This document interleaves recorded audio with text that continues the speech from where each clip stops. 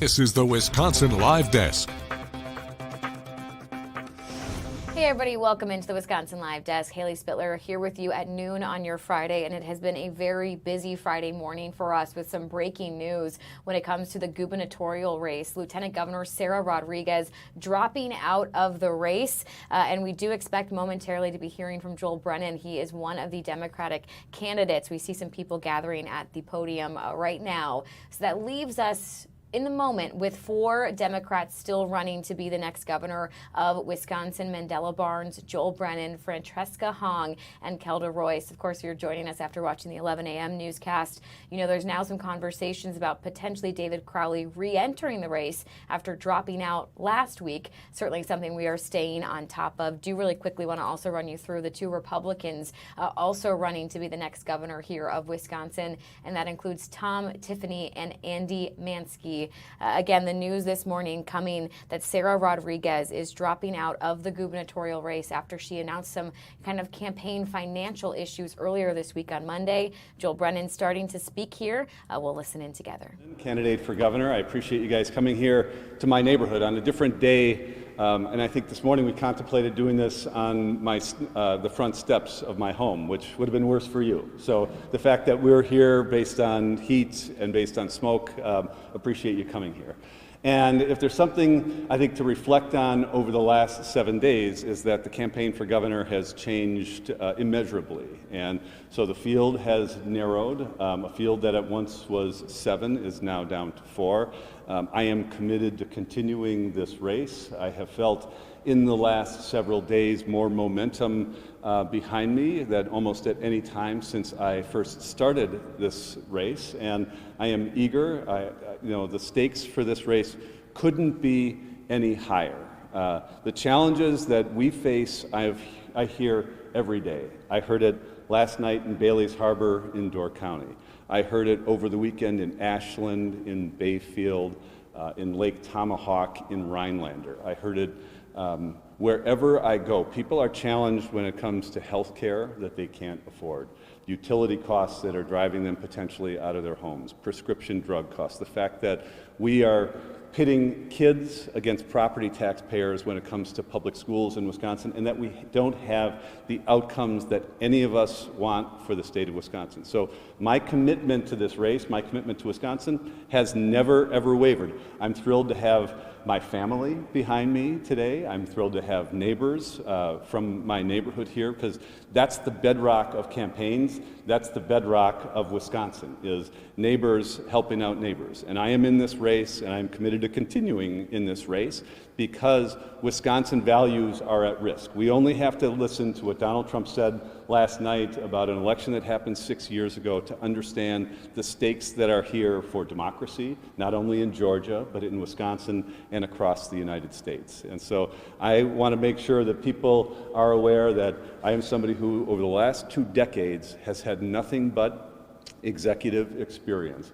I served in the top appointed position in the governor's cabinet in state government for 3 years, put the state back on a path that we needed to get to after 8 years of Scott Walker, and helped navigate us through some of the most challenging times we have had in a decade when government had to work for people. And so, those are the commitments that I have had throughout the course of my career. Over the course of the last several days, I have been thrilled to have more people from every corner of the state telling me that this is an opportunity for us to ensure that we have a governor who understands that the job is about getting things done. And that's who I have been over the course of my career. That's what I'm going to continue to demonstrate to people over the course of this campaign. There have been things during the course of this week that people have called into question the ability for people to manage things. I am somebody who has managed complex organizations over the course of my entire career, managed things here in Milwaukee, managed the most complex department in state government, and I have never yielded to extremism. I have been willing to stand up for Wisconsin rights. That's who I am as a candidate. That's what I'm going to be as governor. And so, today is yet another day in the campaign. This is a different race than all of you were covering just 4 or 5 days ago. There may be changes to the race in the next 4 or 5 days from here, but there are still 25 days to go until election, and I'm going to commit myself and redouble my efforts every single one of those days to make sure that we have the strongest candidate in the fall to go up against Tom Tiffany and MAGA and make sure that Wisconsin values are protected on the ballot, that Wisconsin Democrats have a candidate who can win this fall and who's ready to govern on day one in January. Thrilled to have all of my friends with me here today, and I'm happy to take your questions. You were Governor Evers' Department of Administration Cabinet Secretary. Why hasn't he endorsed you? Well, it's been a very full race and a full field, and there are people in this race who have worked with Governor Evers in any number of ways, people who were on the ballot with Governor Evers, people who are also in the cabinet, and we're all friends. These are people I worked with throughout my career, and I have respect for all of them. I have respect for Tony Evers, and I think he told me at the outset of this campaign that he probably wasn't going to be engaged in this race, and he wanted to see everything that was going on. And over the course of this campaign, as things have happened, as things have gone up and down, I think one of the most important things is to not pass quick judgment on anybody. One of the things that I did in the last week is I put out every bit of opposition research that I could pay for about myself. I did that because of issues that have happened at the national level, what we have seen in Maine, and now we have demonstrated in Wisconsin that things can change on a dime. And if there's one thing that I want voters to make sure of is that they know what they're getting this fall. Because if we spend the fall defending people who have not competently managed their own resources, defending people who have talked about defunding police, defending things about what we have done in government and how we manage government, I think those are the types of things that will make it very difficult for Democrats to beat Tom Tiffany in the fall. It'll make it impossible for us to address the challenges that people have around health care, around housing, around education in Wisconsin. So the fact that, I was transparent enough, I may be the only candidate in the country, I'm certainly the only candidate in Wisconsin, Republican or Democrat, who's been willing to be that transparent. I would call on every other candidate running for office this fall in Wisconsin to do the same. That should be just the table stakes. I shouldn't be the only one who is that transparent. Voters deserve better than that from our candidates. What's your response to reports that the governor is considering encouraging and endorsing County Executive Crowley in this race? I have great respect for County Executive Crowley. I said that when he dropped out of the race 10 days ago. I told him that I was still happy to be a constituent of his because I live right here in Milwaukee County. I have high regard for Governor Evers. It was one of the honors of my lifetime to work alongside of him.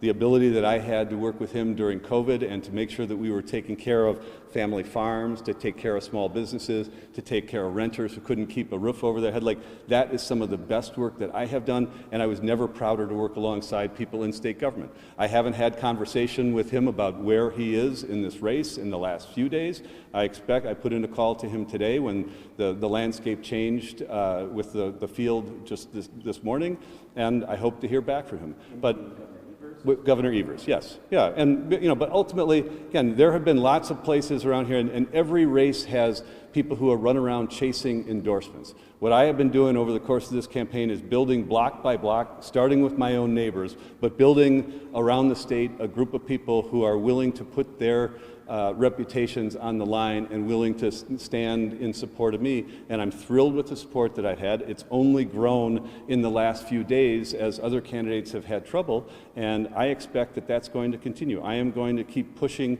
to make sure that we have a candidate who is as transparent as possible, who can demonstrate that they've been effective in leadership, and someone who can absolutely win in the fall, because this isn't just about who can win a primary election. It's about how do we make sure that we have the right person to stand up to Tom Tiffany, to stand up to Donald Trump, and ensure that we can do the things to meet people where they are. Because if you're a farmer in Wisconsin, you are hurting. If you're somebody who is a small business person, there are lots of ways that you have been hurt, and we need somebody who is ready on day one to demonstrate that government can start to work for them again. You think the fact that David Crowley dropped out of the race and now is Mullen getting back in, do you think that he's disqualified in a sense, or already pulling out of this?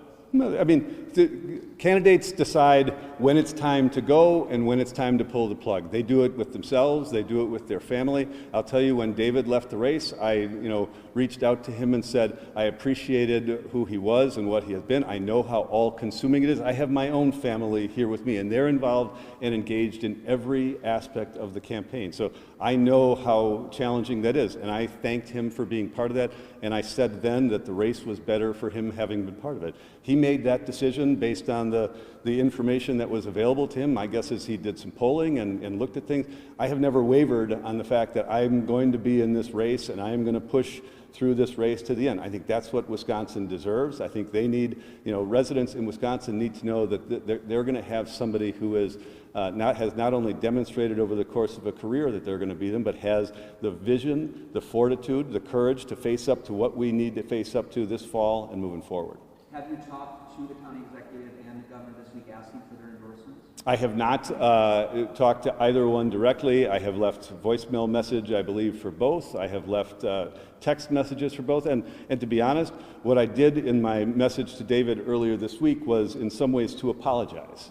Not for anything I had done, but because of the fact that he stepped out of the race, and when you step back, you ought to be able to then step away from the rigors of it. I just said how all-consuming this is. And to be drawn into it because of somebody else's problems is not something that I thought was something that another candidate should have. So, truly what I did was to say to him that I was sorry that he had to go through this, because he deserved an opportunity to step back and to assess things. So you didn't ask for their endorsements? I did not.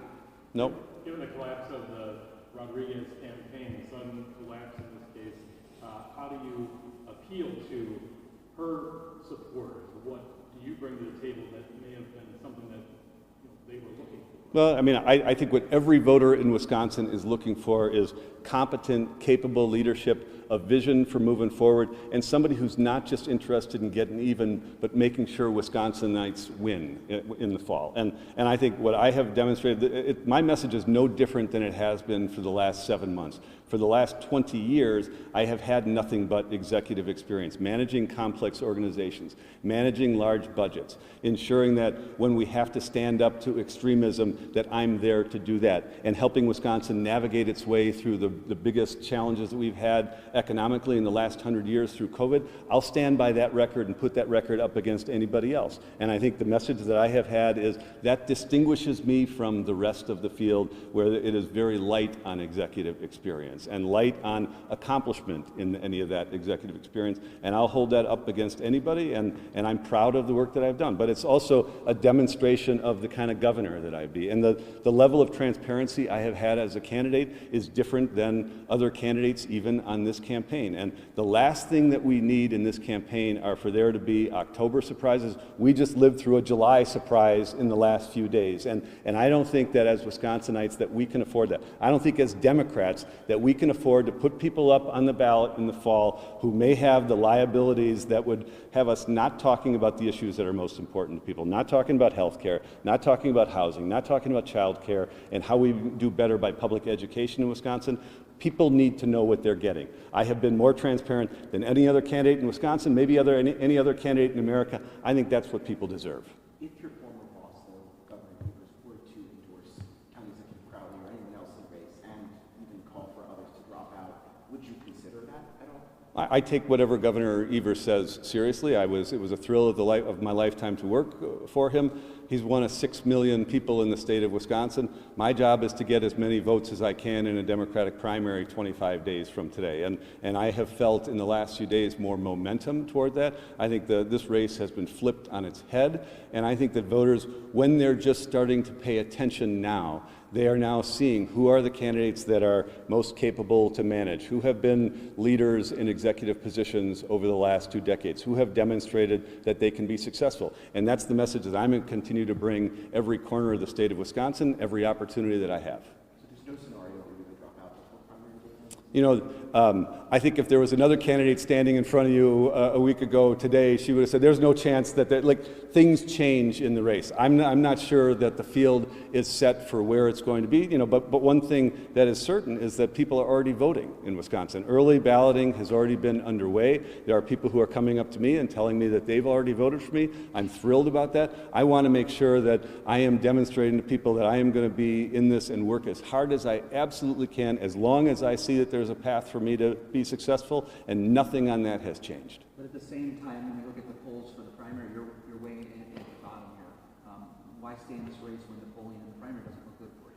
Well, I'm guessing that somebody who's polling higher than me in the primary is no longer in the race. And so, you know, there's a demonstration right there of how things change very quickly in races. You know, I don't know if everybody here, there are people looking behind me who not only weren't living in Wisconsin, but weren't alive in 1992. But I worked on a campaign in 1992, and people will remember the name Russ Feingold, who 4 weeks before the election was polling at about 10%, whereas the two other competitors were polling in the 40s. And you won't remember necessarily the name of those two people who were polling at 40%. You do remember the name of Russ Feingold and Senator Russ Feingold. And so there is precedent in Wisconsin for people coming from the back of the pack and being able to do it when people start paying attention. Again, if there's something that this week has demonstrated, is that this is when people start to pay attention to elections in Wisconsin. And the fact that the field has changed in the last few weeks, and people are just starting to pay attention now, like, I think that gives me some wind in my back, because my biggest challenge from the start of this campaign has not been in any way that people don't believe that I am capable of doing the job, that I don't have the executive experience. They believe I have all of those things. My challenge is I'm just not as well known as other candidates around the state, and that's the challenge that I have tried to meet day by day, and we're having a better time now and getting more outreach than we have had at any other time on the campaign. To that end, are you going to do some more TV advertising and media advertising, social media, and so on? I expect that we will be back on the air very shortly, yes. I think we're doing some things now, but we will continue and we will push those things. And here's one thing that I just want to make sure people understand. Like, you know, when it came time for us to start spending money on advertising, I think we announced the morning, we showed the advertisements to friends and supporters. We announced that morning we were doing it, and then we went on TV with it. I think everybody, you know, if there's something I think that everybody should be doing, when somebody announces they're doing something, they ought to make sure that they go and see and make sure that those ads are actually being placed. So when we do that, you will know, and we will be transparent about the way that we're advertising. Do you think that Representative Long or Lieutenant Governor Barnes could win the race against Tiffany in November? I think that if we spend the fall defending comments that people have made around defunding the police or abolishing the police, I think that makes it very much more difficult for us to be on the offensive. It makes it very much more difficult for us to win in the fall. And what's more important is it makes it materially harder for us to govern the way we need to starting in January, because all of this, all of the work that goes into a primary, all of that, like picking your candidate, if you don't have a candidate who can win the general election, then that makes it impossible for you to do the things that you need to meet the needs of the people in the state of Wisconsin. And so, you know, we can all speculate about other candidates. What I will say is that I have the track record, I have the experience, I have a demonstrated leadership that is going to allow me to be the best candidate to face Tom Tiffany in the fall. And I think that's what voters need to make sure, that in these last 25 days, as they're starting to make their decisions, they need to know who is the best candidate, who's best equipped to take on Tom Tiffany, Donald Trump, and make sure we can be the Wisconsin we dream we can be. Are you at all worried, though, then, that by staying in the race, you might be a spoiler and get one of them elected nominee going into November? I'm in this race because I'm the strongest candidate to face Tom Tiffany and to stand up to the extremism and MAGA of Donald Trump in the fall. And I will continue to do that, and I'm going to run through the tape to ensure that we're going to get to a place where we can win this fall and we can govern in January. Anybody else? Appreciate your time, everybody. Thanks a lot. And thank you, guys. Again, listening in there live to Joel Brennan, one of the Democrats still in the race to become the next governor of Wisconsin, as he says that he's very much doubling down, still in this race, still in his campaign, not going anywhere yet, says he believes he's the best choice to be the next governor of Wisconsin. Obviously, you could have heard a lot of questions there from Jason Calvi, our reporter, who will join us as well in a little bit to break down the big news this morning, kind of asking him about potential endorsements. Has he reached out to Governor Evers or to David Crowley to try and get those endorsements? He said he hadn't. He certainly had called both men. He said left some voicemails, hadn't heard back, but also hadn't asked for an endorsement. And if you're just joining us wondering what that breaking news is, this morning we are talking about Lieutenant Governor Sarah Rodriguez dropping out of the race to become the next governor of Wisconsin. You can see there on your screen what was once a crowd of 7 Democrat candidates is now down to 4. We have Mandela Barnes, Joel Brennan, Francesca Hong, and Kelda Royce still in this race. We've already seen David Crowley and Missy Hughes end their campaigns. And again, Sarah Rodriguez ending her campaign this morning just shortly before 10 a.m. We've been covering this as breaking news ever since. Earlier this week on Monday, Sarah Rodriguez announced some campaign financial issues with her kind of management, thinking that she had more money to spend on ads than she really did. And again, now just 4 days later, she has officially dropped out of the race for governor. There are some kind of conversations happening right now that potentially David Crowley might re-enter the race now. So again, still a lot to learn on this news, and we will absolutely continue to break it down for you right here on the Wisconsin Live Desk. Jason Calvi will be joining us in just a little bit. We are pretty focused here on the Democrats that are running for governor. That's ahead of the primary on August 11th. But as a reminder, there are also Republican candidates running for governor as well. It's just less of a crowded field with 2, Tom Tiffany and Andy Mansky. So again, we'll stay on top of all things gubernatorial race right here for you on the Wisconsin Live Desk. In the meantime, still a very big story today. That is that wildfire smoke from Canada here in Milwaukee. We've been in that hazardous category since yesterday. Want to go ahead and hand things over here to Stephanie Barrichello after we did learn that air quality alert was extended now until 6 p.m. tonight. Exactly. And I do want to explain that because I don't want you to think that it's going to be this awful for the rest of the day. It's not. I think it just really goes to show how bad air quality has been and still is right now, because even once it gets better, as we continue to see the improvement throughout the day, it's still going to be unhealthy. So that's the reason why the air quality alert has been extended until 6 p.m. The forecast for air quality going forward today will be between the unhealthy for everyone in the coming hours to then unhealthy for sensitive groups. So meaning we'll continue to decrease all throughout the day, but we will still have certainly the next 2-3 hours of, still relatively unhealthy air quality. So that's the reason why it's been extended, and understandably so. We've made progress. We absolutely have. In fact, look at our view in Brown Deer. You can still see a little bit of haze, but earlier there was still a thick wildfire smoke still across our area. So little improvements here or there. And you can really see it at the surface on our map. It's still pretty thick Green Bay and into northeastern parts of our state and right along, I should say, Lake Michigan. But you can just tell the movement of a lot of this wildfire smoke. Now that we've got the warm front in the vicinity, it really is doing its job and pushing the majority of this wildfire smoke to the east and to the north of us.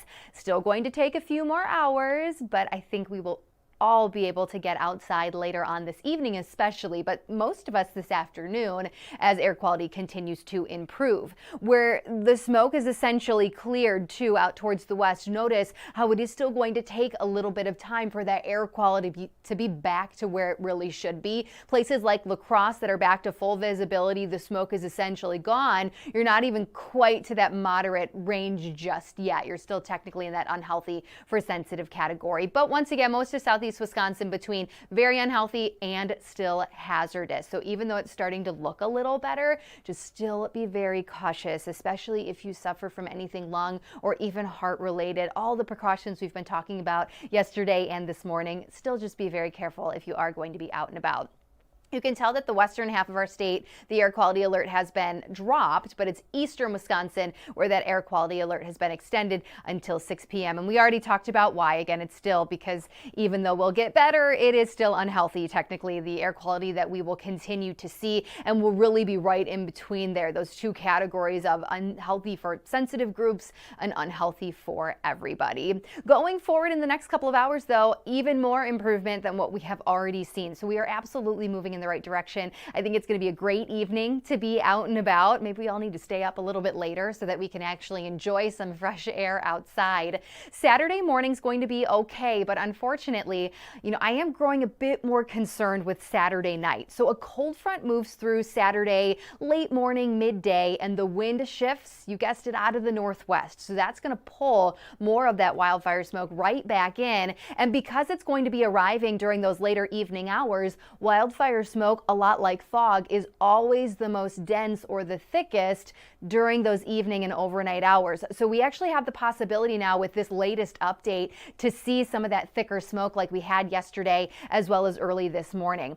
Still uncertain to how long it lingers Sunday. Right now, indications are more so throughout the morning hours. Jet stream breaks down a little bit more during our daytime hours on Sunday. I'm just thinking watch parties. So although it's still, something we need to monitor, nothing to, I would say worry about just yet, I do think that's going to be the biggest story now going into the weekend, is if that thick wildfire smoke really does return later Saturday and how long it lingers on into Sunday. Back to today, since I have you. The reason why the smoke is getting better today is because of this warm front, but this front is also going to do a couple more things to our forecast going forward. We're beginning to enjoy the sunshine and we'll continue to enjoy it, but look at the little popcorn storms that we've got out towards the west. It is still possible we see a few of these in our area, widely isolated, should not be a big deal, but you might get caught in a shower or two, which at this point would probably feel pretty nice here in southeast Wisconsin with how dry we are. It is also already hot. In fact, at last check, Milwaukee is already at 91 degrees. So we'll see. We could still climb a few more degrees now that the sun is finally breaking through all that thick wildfire smoke. It's going to be a hot one, and it's also still going to be very humid. Dew points are in the upper 60s to low 70s right now.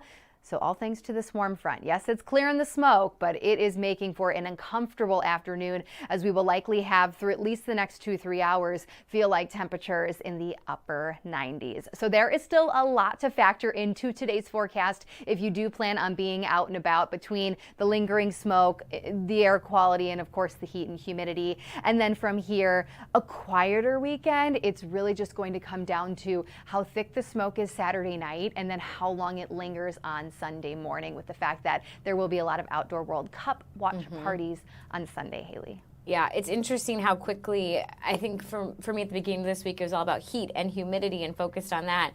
And then with all the wildfire smoke, you start focusing on that, which both very serious situations to take seriously, but it's a good reminder, hey, the heat is still here as well. And we need to stay hydrated and be making sure we take the right precautions for that as well. So I know it's been a very busy couple of days for the weather department. We appreciate you guys keeping us all updated, though. Yeah, of course. Have a great weekend. You as well. Of course, today I'm going to try and stay inside as much as possible, especially as we still are in that kind of hazardous category. But I know for some of you guys, you have weekend plans and you're wondering how this could impact those. So if you are headed maybe to AmFam as the Brewers are back in town after the All-Star game, we have been curious what the wildfire smoke could mean for the game, if it would be canceled or not. And I do want to pull up this statement that we've actually gotten from the Brewers here.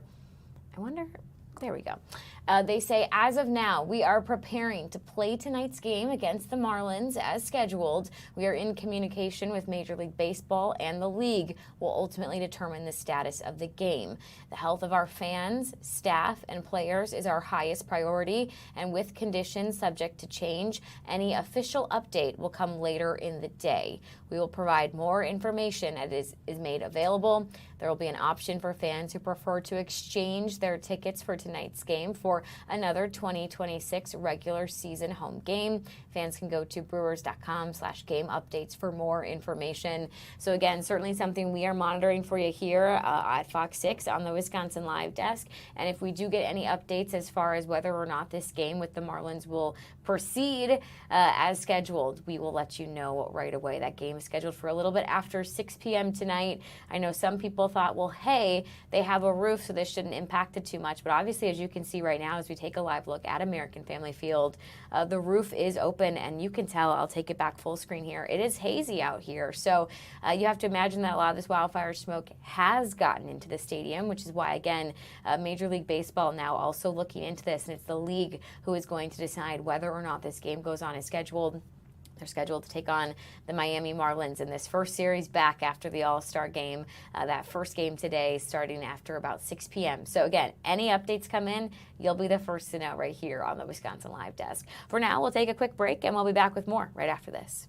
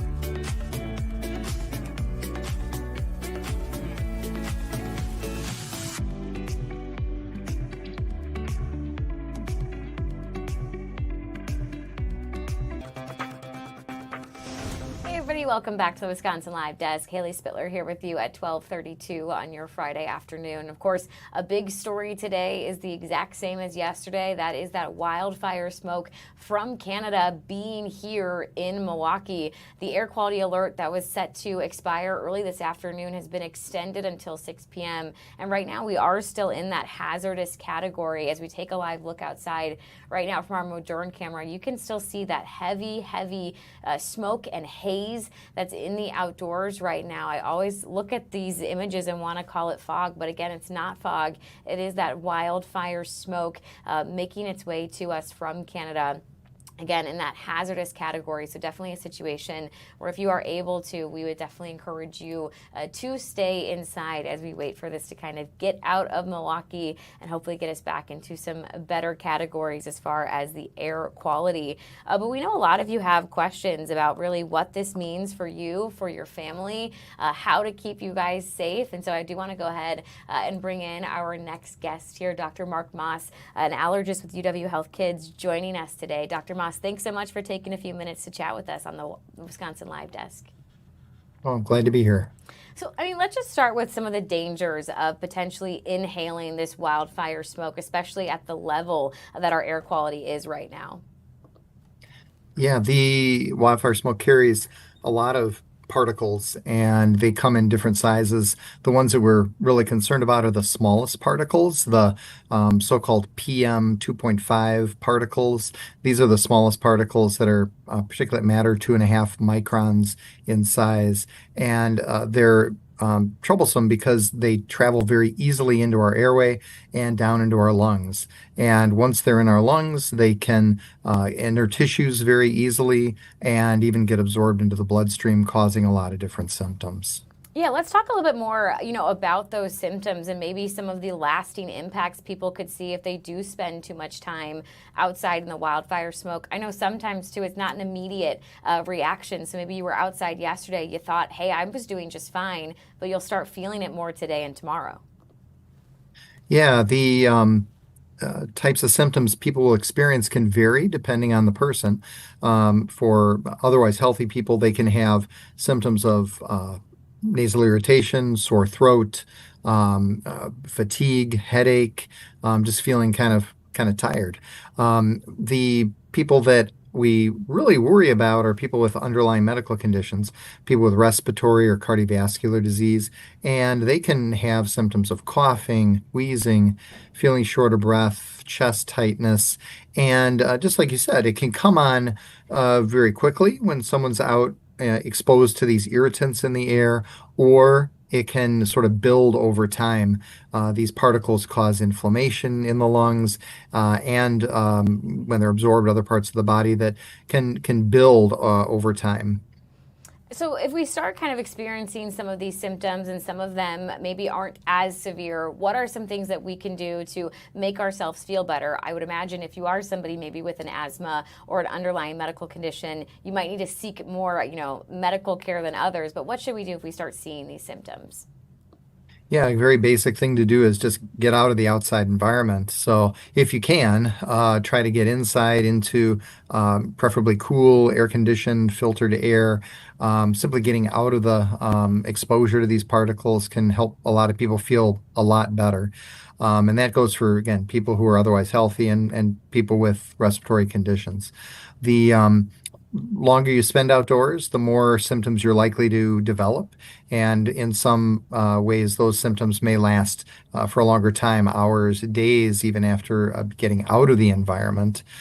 So limiting time to really no more than 10 to 15 minutes outdoors at a time is a really good plan. If you are someone who has underlying respiratory conditions, taking your daily preventative inhalers can be very important at this time of the year when this air quality is so poor. Also carrying quick relief inhalers, so medicines like albuterol and ipratropium or Combivent is exceedingly important because treating symptoms acutely as they develop is going to help prevent things from spiraling and getting worse over time. I know for a lot of us, it almost feels like we've gone back in time to 2020, to the COVID era, as we start talking about masking and when should we mask up? Is it a certain amount of time we're going to be outside? Or, yesterday, honestly, it felt like it was so bad. Even just walking to my car, I wanted to put the mask on. So what's kind of the medical advice here? Wearing a mask is a very good idea, especially when it's when the air quality is in the hazardous range. Really, anybody's going to have some irritation, swelling in their airways when they breathe in the high particulate matter count air. So wearing a mask is highly advised, even if it's going to be for a shorter time. You're going out to maybe water your plants outside, walk to the car, commute to work, between the car and the building, it will help. The best mask is to wear is an N95 mask. And as you mentioned, we remember these from the COVID pandemic because they filter out very, very small particles that are small as viruses. So the PM 2.5 or these 2.5 micron particles are effectively filtered out by an N95 mask. Unfortunately, a lot of the masks that we may have access to, like a medical grade mask that's the typical kind of paper mask that we see people wear, or a cloth mask, it may help a little, but really not very much. So definitely want to try and get those N95 masks if we're able. I imagine for a lot of our viewers, they're looking at their clocks, their calendars, and they're probably thinking, well, how long do we need to worry about this? When are we in the clear? I would imagine, especially if you're somebody, again, with an asthma or a medical kind of underlying condition, definitely stay vigilant here, stay weather aware. But I mean, how long until you would say, okay, you're good to go once this kind of smoke exits? Yeah, that's kind of the big question. Most of us can adapt pretty well when it's a day or two to minimize time outdoors. But life goes on, and you are going to have to be outside at points. So the longer this drags on, the greater the exposure people will chronically have day to day to day. And so people who have asthma, COPD, a lung infection are really advised to minimize time outdoors. Again, use background medications. But as far as how long, this can go on for, I think, that's to be determined.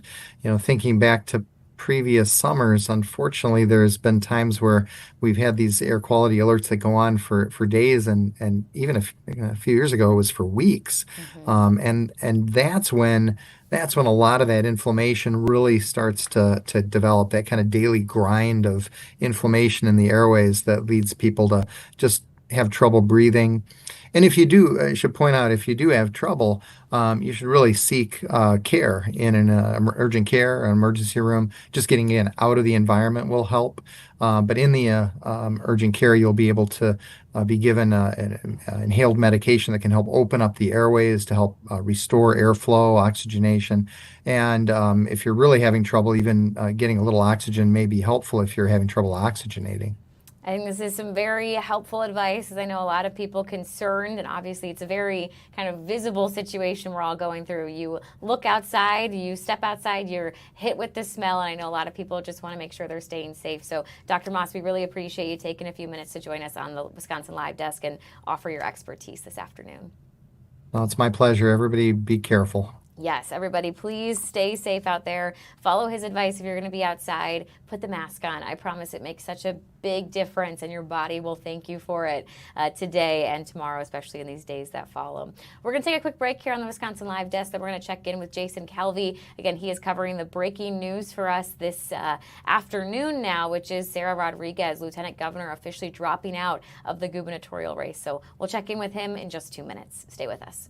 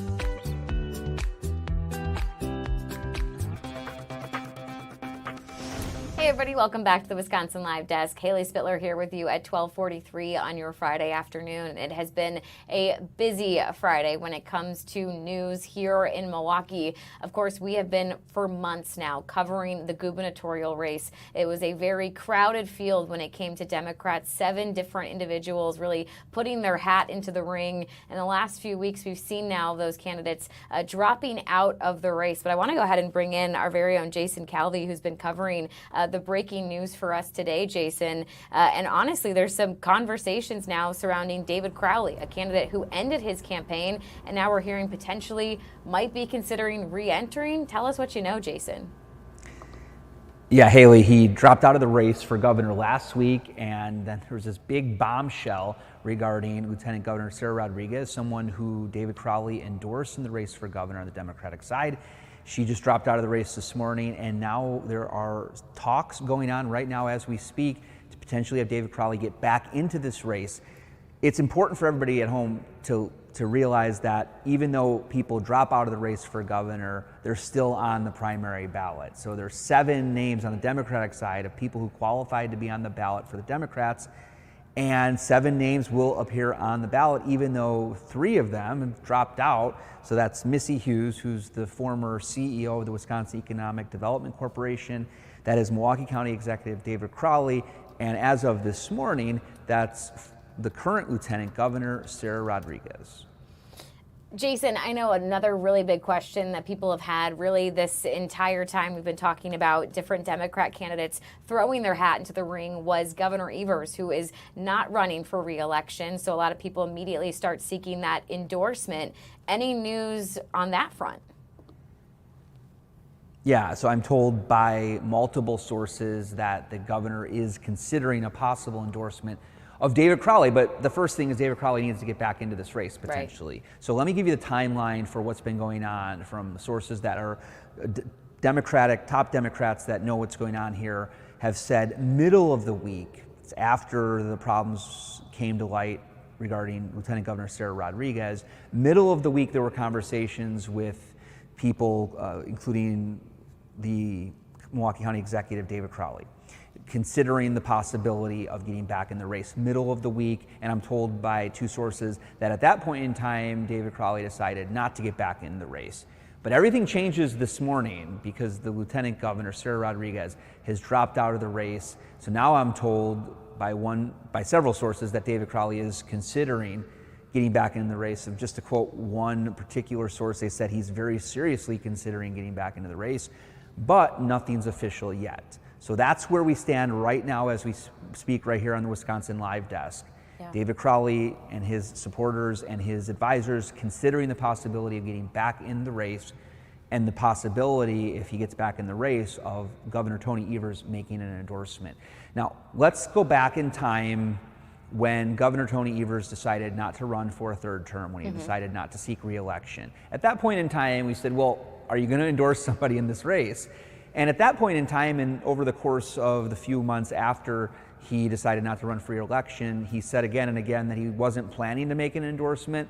But he said, if at some point in time I find that there's one candidate that could potentially get helped by an endorsement who the governor thought would deserve that endorsement, he said at that point in time, yeah, I would consider making that endorsement. So here we are now, 3.5 weeks, Haley, before primary day. Primary day is August 11th. Here we are 3.5 weeks before the primary, and you have 2 big front runners in this race. That's Francesca Hong. She's a state representative representing Madison. She's a Democratic socialist. She has talked about in the past on social media defunding the police, defunding ICE, and things like that. So she is seen as being to the left, the farthest left in the party, Democratic Socialists, which we saw with the New York governor's race and in other places across the country where you see the Democratic Socialists really wanting the party to go farther to the left.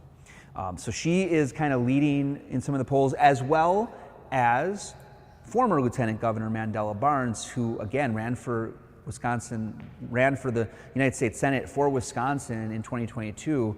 This was one of the most expensive campaigns for Senate. And so there's a lot of people that know his name. There were attack ads against him and ads in support of him when he ran against Senator Ron Johnson in 2022.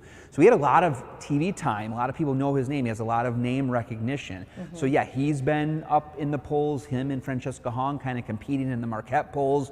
Really close in the Marquette polls. We're going to see the next poll from Marquette on Tuesday, which is going to survey the entire state of Wisconsin. We're going to see, actually, I think it's Wednesday of next week. So middle of the week next week, we'll get a next check-in with Marquette, which is sort of the gold standard poll for Wisconsin.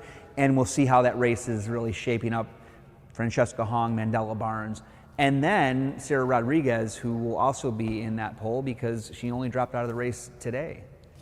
We started Wisconsin Live Desk by kind of listening in to the media availability of Joel Brennan. We heard you ask him some questions specifically, about has he reached out or heard from David Crowley or from Governor Evers. But really, what was kind of his main message today as he still tries to appeal to voters here, Jason? Yeah, and he spoke in this very room where I am right now. Yeah, let's show you, Haley. So we got a basketball. I could actually shoot some hoops here. So this is where we are in this gym here in Milwaukee. This is where Joel Brennan had a news conference today, reacting to the news that Sarah Rodriguez is getting out of this race for Wisconsin governor. He is staying in this race. So he gathered right behind me here. He had a dozen or so supporters behind him, and he laid out the argument that he's making, which is that he's going to stay in this race. And he didn't use the word Francesca Hong, but he did take some shots at her, saying that do Democrats really want to have a candidate as their nominee who the entire race on the Republican side could be attacking for previous comments that they made about defunding the police or defunding ICE? So is that the person you want as your nominee for the Democratic Party? So that's one of his selling points here. Now, who is Joel Brennan? He was a nonprofit leader in Milwaukee. So he ran the Discovery World, which is that museum on the lakefront that caters towards kids. It has a lot of science, there's the aquarium there as well, as you know, on the lakefront. And so he led the Discovery World and then went into the administration of Governor Evers, leading the Department of Administration for 3 years under Governor Tony Evers.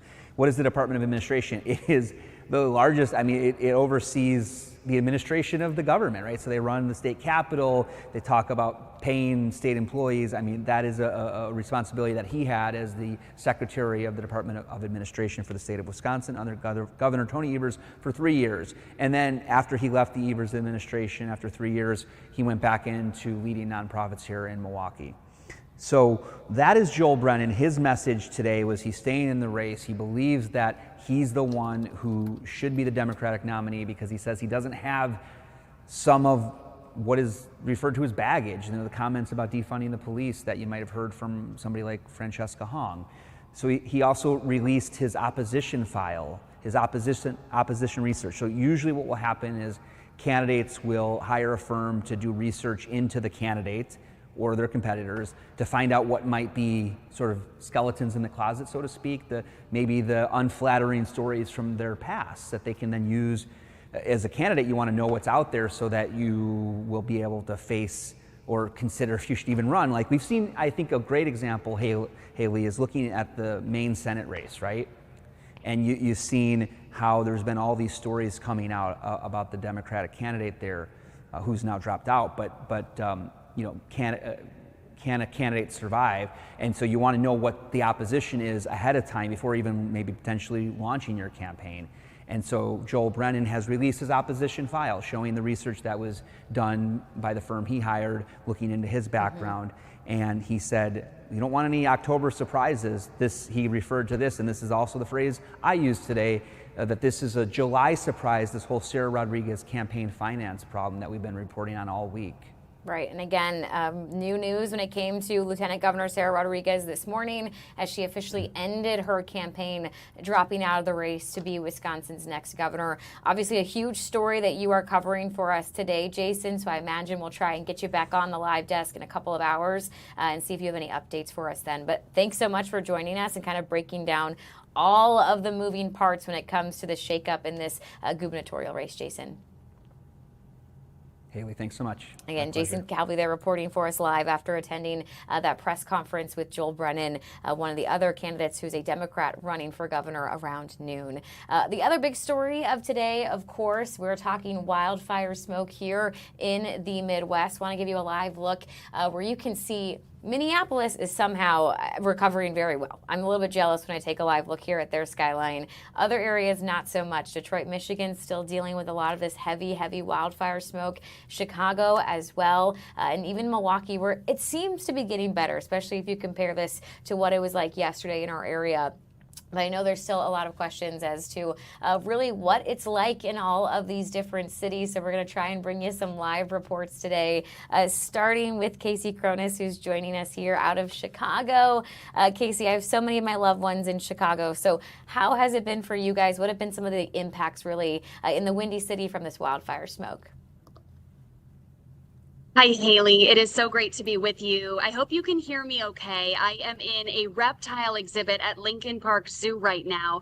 But to answer your question, the good news is I just updated our airnow.gov app that we've all been using to track the air quality, and we have just hit 206, which is about half of what it was even just a few hours ago here in Chicago. So fingers crossed that the winds continue to take this wildfire smoke away from us, because yesterday we were in the 700s all day, and in parts of our viewing area in Northbrook, Illinois, which is about 20 miles north of the city, it was at 977 at its peak. It was just unbearable. And I'll tell you, even downtown in some of the high-rise buildings, you could smell that smoke from inside. I live on the 19th floor of a building downtown, and my husband and I woke up and the whole unit smelled of smoke. The hallway was even worse.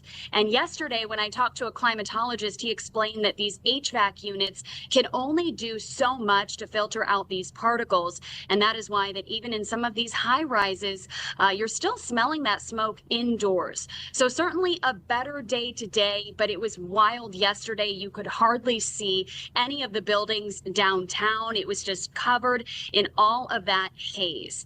So we're hanging in there here in Chicago. Today, I am at the zoo to speak with the general curator here, who explained what they are doing to keep the animals safe. He said that all of their animals have indoor-outdoor access, and they are keeping a really close eye on all of the creatures that are living here to make sure that they are safe in these conditions. You know, Casey, it's interesting to hear you talk about your high-rise apartment there and even being able to smell the smoke indoors. I have central AC, but I still have my air purifiers working overtime right now, just trying to do whatever we can to stay safe. And you mentioned animals. Of course, my big question, I put my mask on for my dog's walk yesterday, but I thought this can't be good for him either to be breathing in. How long should we be outdoors? And you're talking kind of more wildlife there, but any advice these experts maybe had for the dog owners? You know, I will be chatting with an emergency vet in about 30 minutes here to incorporate that in our story as well. But what I understand is that what you want to look out for is if your pet is doing a lot of that open mouth breathing, if they do not seem well, that is when you should contact your veterinarian, and potentially they may need to seek some medical treatment. I also have a list of symptoms pulled up, and that includes coughing and gagging, eye irritation from your pets, excess eye watering, inflammation of the throat or mouth, nasal discharge, asthma-like symptoms, increased breathing rate, and then that open mouth breathing, along with being disoriented. Those are some of the signs that you want to look out for in your pets, because of course people are really concerned knowing that it's not good for us to be outside. As you mentioned, Haley, it can't be good for our pets either. Now, the general curator here at Lincoln Park Zoo did explain that there's not really one group of animals that is more susceptible to experiencing side effects and symptoms from this poor air quality. He said that it's more the animals that have underlying conditions, animals that may have heart conditions, animals that may have respiratory issues. You want to keep an even closer eye on those animals.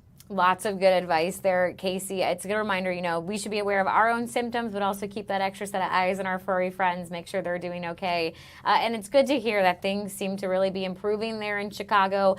Things seem to be getting better here in Milwaukee as well, because it certainly has not been a fun experience to see that haze and smell just such a strong scent of wildfire smoke right here in the Midwest, making its way in from Canada. But Casey, we thank you so much for taking a few minutes to chat with us here on the live desk. You're so welcome, Haley. Great to chat, and stay safe. You as well. Again, excited to hear as she works on her story there, and even kind of get some advice for the dog owners out here as well on what to do to keep all of our loved ones and our furry friends safe in this wildfire smoke. Going to give you another live look here throughout the Midwest. Again, Detroit is still just in that heavy haze. This is what I feel like it looked like here in Milwaukee yesterday, but look at the improvement if you compare even Detroit to Milwaukee right now. And Chicago, you can still see it as well, but good news from Casey there that the air quality seems to be improving even within just the last few hours.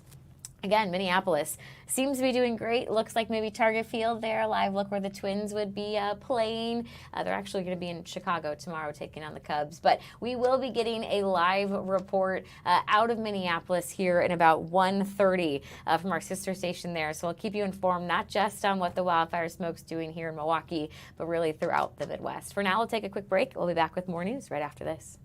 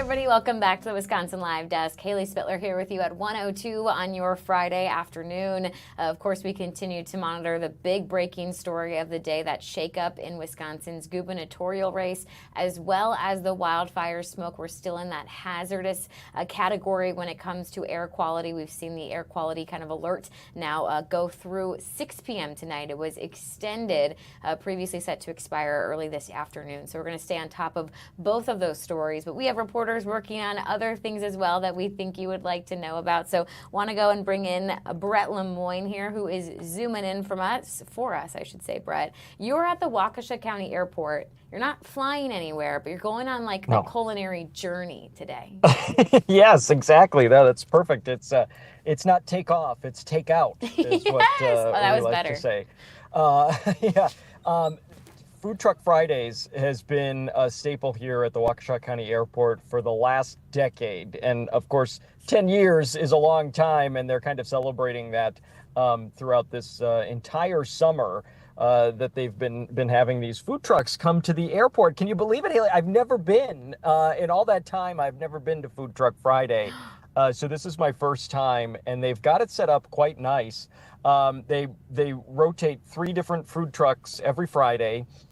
They open up the airport, people come. Normally there are, I'm told, hundreds of people that come. I think there's a couple of factors at play that today wasn't quite up to snuff, mainly the air quality, and the heat, of course, being the other thing. And then, of course, right next door to us, as I look out my window here, is the Waukesha County Fair. So there's a lot kind of competing for people's attention right now. But on a normal Friday, hundreds of people come out here. They have other things to see and do. In fact, they've got classic cars that are on display right now, and they've got classic airplanes, antique airplanes, I should say, that are on the runway that people can walk right up to and kind of get hands-on with, which is really, really cool. I sampled Curd Girl was here, and they had the most delicious cheese curds I think I've ever had. I mean, as somebody who lives in Wisconsin, that's high praise you're giving out there, Brett. Yeah, no, it was. And the lines, I mean, there were lines and lines of people, even though the crowds were a little smaller than they normally are for that. There's also, Haley, a lot going on at the airport just in general. We had a little ride along down the runway with the executive director, and you'll see that as part of our report tonight on Fox Local. He said the smoke, we've been hearing all since yesterday how the smoke has impacted everyone. It had a pretty big impact here on this small regional airport. Yesterday, they had no arrivals yesterday because of the intense smoke. They said it was very difficult for pilots to be able to see, and they couldn't use their instruments in the cockpit to be able to kind of do it with an assist from AI, if you will, and machines. But yeah, so it had a pretty big impact on getting planes to and from the Waukesha County Airport yesterday, and even as early as this morning, it was still an issue. Yesterday we were pulling up during Wisconsin Live Desk the live camera we have at Mitchell International Airport, where we couldn't see the airport, we couldn't see the runway, and so I looked up arrivals and departures, and yeah, it was a lot of cancellations, a lot of delays, because visibility is crucial when it comes to landing planes. So, I mean, unfortunate news, but it makes sense that they couldn't have any arrivals. Obviously, safety is what's most important in a situation like that. So they've been dealing with the smoke. They've got their Food Truck Friday. I know they're also getting ready to be busy with AirVenture traffic, right? Yeah, I mean, it's all kind of coinciding and colliding here at the same time. As you mentioned, EAA AirVenture in Oshkosh starts next week. And normally, other smaller airports around the state kind of see an uptick in traffic because of that. There's a lot of people flying in and flying, not only to show at EAA, but also just to participate as spectators. And they generally fly in with their own private planes. They said normally their traffic increases by about half during the week of EAA, but Haley, there's construction that's going on here at the Waukesha County Airport, and just on Monday, so just a few days ago, they had to close one of their 2 runways here. So traffic has, just in general, been diminished by about half because they haven't been able to get as many planes in because of that. I asked the airport director, what is that like for the air traffic controllers, just having one runway and still an increase in traffic, not necessarily as much as they would normally see. And he said it's really, really very, very busy, very difficult. The air traffic controllers, obviously, that's one of the most stressful jobs that you can have, period. But it just increases so much because they have to keep their eyes now, and they have to coordinate even more when they're down to just one runway. That is going to kind of be the case here, not obviously through EAA, but after EAA for a couple of months as they continue with this $24 million construction project, extending the runways. People living in Waukesha will know that Silvernail was closed for almost a year as they kind of expanded and rerouted one of the runways here as well. So this is phase project that's really taking place here at the Waukesha County Airport. So just to let our viewers in on some secrets here, Brett, I usually will chat with our reporters in the commercial breaks, kind of make sure I understand their story. Brett said today, I've got a lot that I can talk about. You were not kidding. They do have so much going on right now at the Waukesha County Airport. On top of the traffic, there's even construction. So they are busy down there, Brett. Yeah, and it's funny, just when I was talking to people that were here just for Food Truck Friday, they were saying, wow, normally we just come and we get to see airplanes, and you see planes taking off and landing at the airport. But today they've got classic cars, they've got bulldozers that are working, and that's on top of some of those antique aircraft and just the normal air traffic here as well. So lots going on. Now, it's important for viewers to know, if, like me, you had never been to Food Truck Friday, next week they take off. So, and again, no pun intended there, they have no Food Truck Friday next week because of EAA, because there is so much going on even here in the Waukesha area because of EAA. So they don't have it going on next week, but it will continue every Friday through Labor Day. So all summer long, lots of people come out here and enjoy a rotating caravan of food trucks. And if you're lucky like Brett Lemoyne today, you can have the best cheese curd that he's ever had when they come back to Food Truck Fridays, once they are back after that kind of air venture break there. Brett Lemoyne joining us from the car as he works on putting his story together, which we can't wait to see in our afternoon newscast. Thanks, Brett. Okay, thank you. Again, very busy right now at the Waukesha County Airport and with the Waukesha County Fair. There's so much going on in Brettstown this week. I want to show you again kind of a live look here at the situation of the wildfire smoke in the Midwest. Specifically going to highlight Minnesota here because they are right now having a press conference where they're updating on the wildfires that are in Minnesota. So we're going to go ahead and listen here for a few minutes as we learn the very latest. And for operations, the operations you are seeing here now, with a large number of fires over a fairly good-sized geographic area to manage and to do our best to protect the firefighters responding and to protect the public, first and foremost. As you think about that, we are many times self-sufficient, meaning within a Minix organization, we initial attack quickly, we keep fires small, and we put them out. Not every day can we win. And when weather sets up, as you're going to hear in a little bit, it becomes more and more challenging. So it's not the first time we've been here across Minnesota, but we do have a lot of work going on, and we have a lot of work in front of us.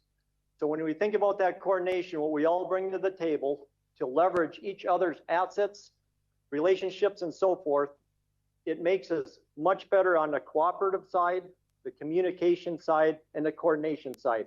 And that extends beyond within the state of Minnesota and the entities that are here, but it also includes Ontario and Manitoba, provinces that we have relationships with. We work with them when there are not needs, which helps us be better when there are needs. With that, and I always want to be careful because you leave someone out, there is a lot of efforts going into this. Nationally, you're aware of wildfires in different parts of the U.S. This is our priority. Make no mistake, this is our priority. As part of the DNR, also as all of Minnesota, so as we keep track of what's going on elsewhere. Nationally, there are other needs, resources are short, and there are other high values at risk across the country.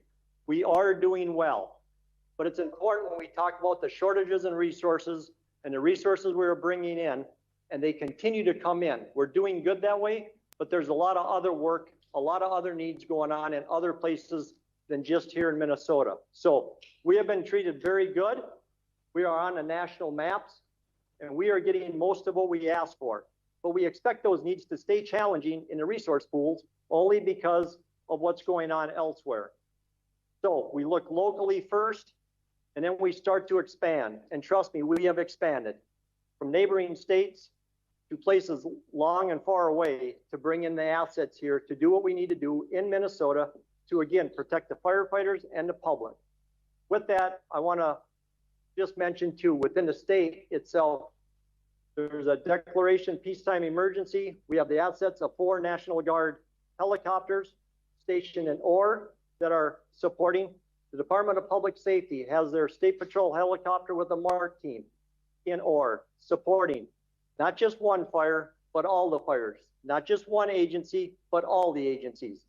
And you break that out with Homeland Security and efforts going on there to support us. I don't want to forget the Minnesota State Fire Marshal's Division as a unit within Department of Public Safety, who is managing a number of fire departments from across the Northeast.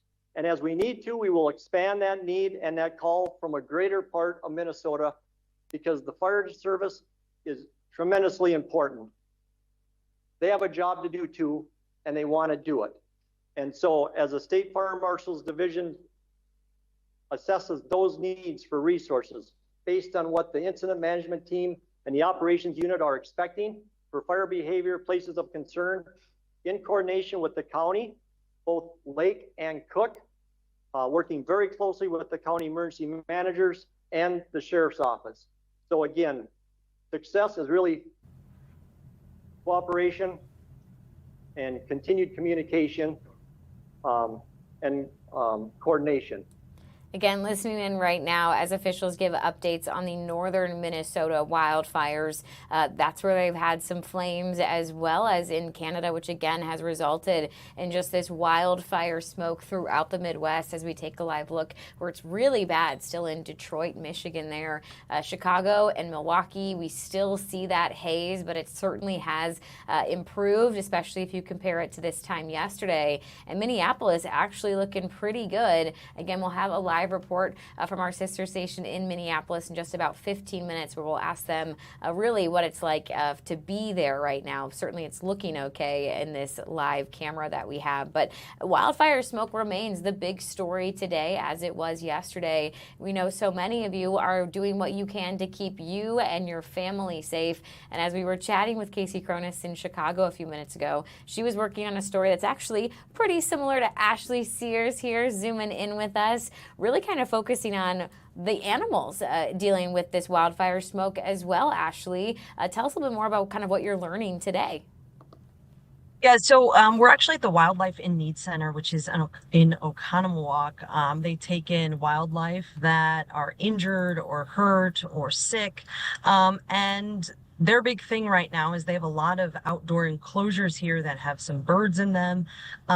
They've been keeping a closer eye on them as this poor air quality has moved into our area. They say luckily they haven't had the need to bring any of these animals inside quite yet, but we're talking about animals that are already injured or sick. And this poor air quality along with the heat can really do some damage to them.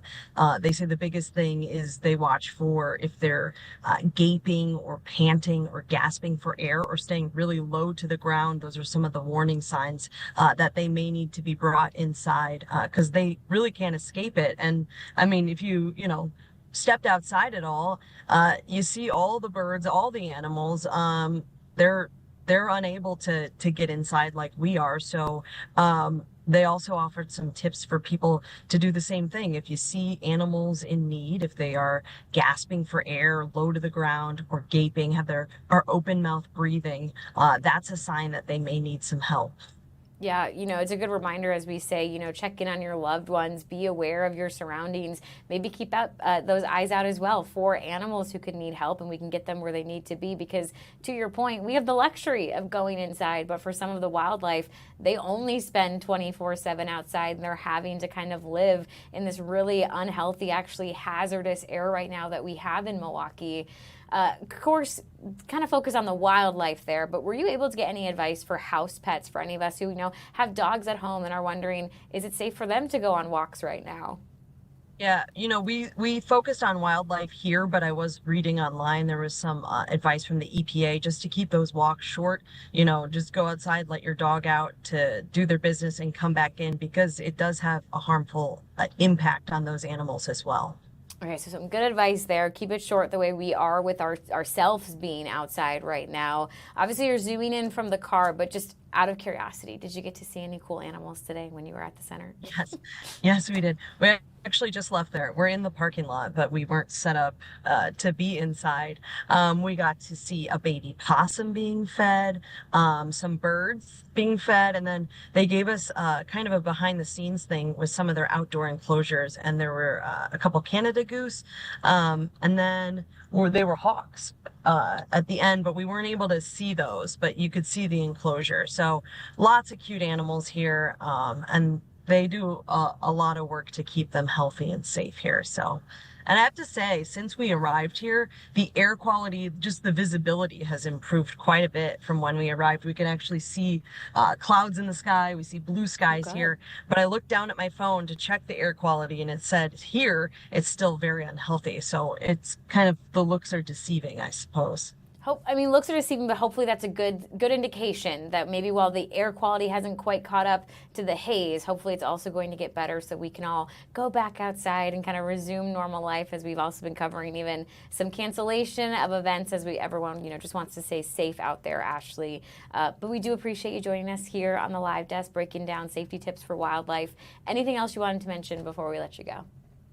No, some of the other advice was to keep some cool water out, they said. Yeah. Change it regularly and put it in shaded areas to help these animals with the heat and the poor air quality. They said that can do kind of wonders for them. So. Alrighty, well, as a dog owner, I appreciate the advice, and of course, as just an animal lover, again, good advice for us to all keep our eyes out for any wildlife, that we can get them the help that they need as we all just kind of try and get through this really not enjoyable experience that has been the wildfire smoke right here in Milwaukee and, of course, southeastern Wisconsin. Thanks, Ashley. All right, thanks, Haley. And we'll have to stay tuned for Ashley's full story to see some, hopefully, those cute animals that she was talking about. That's how we draw you guys in, is with the cute animals, because I'm always down to see some baby wildlife. For now, we'll take a quick break here on the Wisconsin Live Desk. We'll be back with more news right after this.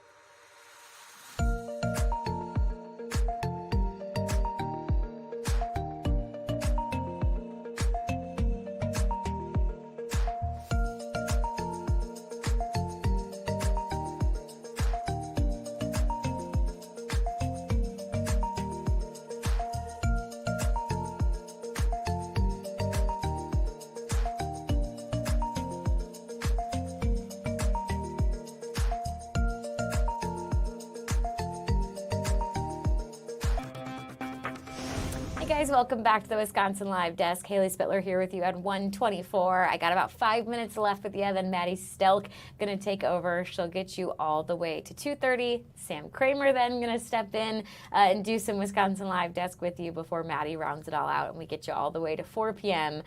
This afternoon. Of course, our big story has really been the wildfire smoke here in Milwaukee. As I mentioned, we've seen some events actually canceled because of this.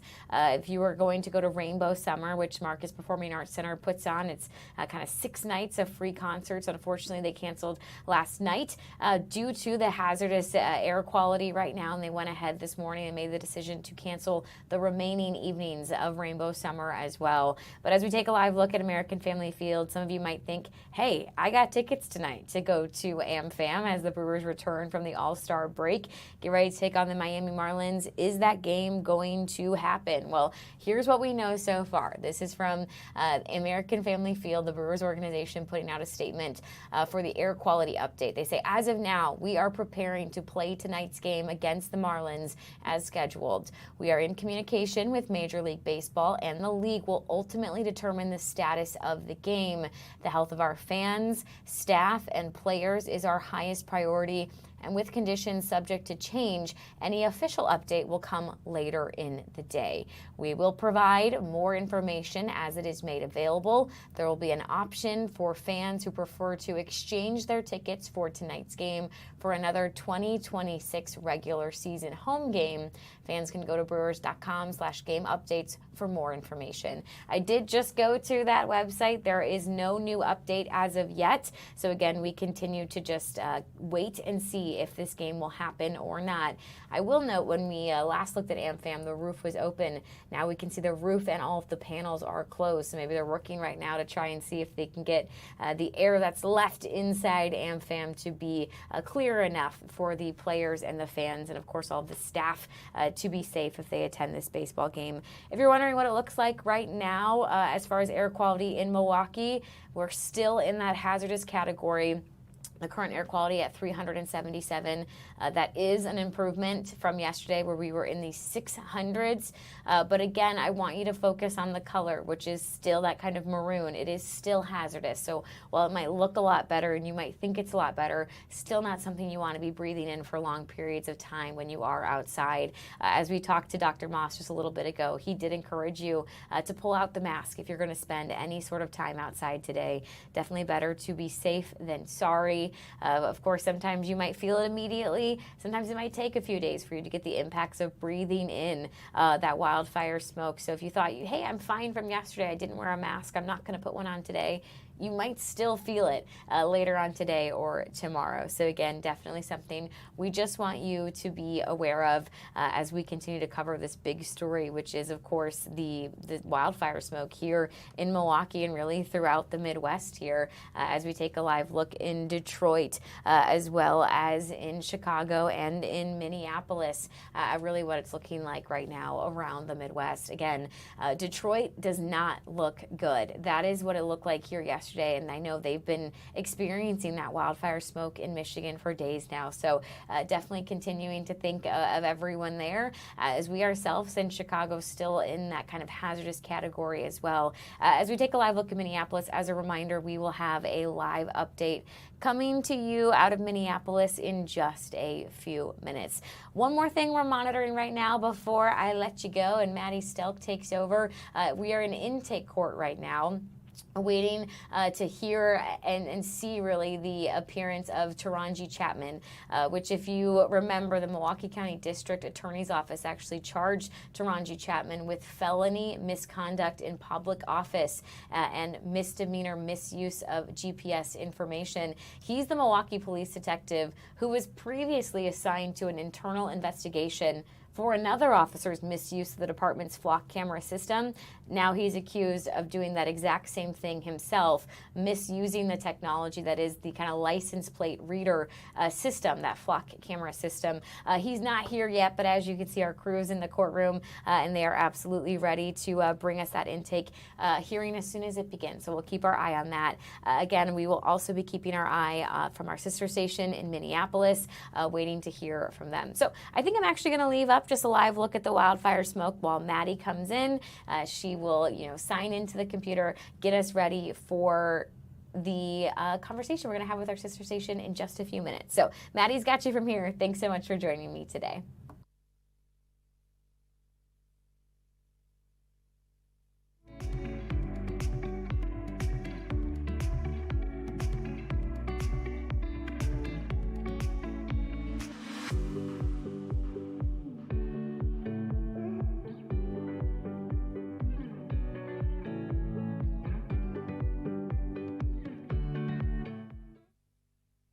Actually going to get you back outside to Minnesota instead, where the officials have been providing an update on the wildfires there. So we'll listen in here while Maddie logs in, and she'll get you all the way to 2:30. Thanks. You know what, this might be a question for Jason about the national perspective. What values are at risk regarding bear trap? You mentioned some of them, but the urgency of that now at the moment, and knowing things are fluid, but what's changed in terms of attacking that fire? Are there new tactics right now going on that hadn't been going on even yesterday or several hours ago? Yeah, very good question. Did everybody hear that, or do I need to repeat the question? Would you like me to repeat it? Yeah, okay. Yeah, okay. The question was regarding bear trap. What has changed over the course of the last 24, 36 hours with respect to how we have changed our strategy and our tactics? And simply put, at one point in time, bear trap was a little bit further north up into the wilderness largely. As it's progressed to the south, it's become a little bit more apparent that it is threatening some critical values that have been identified from the forest, from the state, as well as from our county entities. So therefore, what we did to address your question specifically is we diverted resources from the Sioux fire, and I believe even from the Camp Fire, moved them up there to start evaluating and doing a little bit of initial assessment. That assessment includes fire behavior assessment to figure out truly where the fire is, what's in between the fire and those values that have been identified, and what's the likelihood and probability of that fire impacting those values.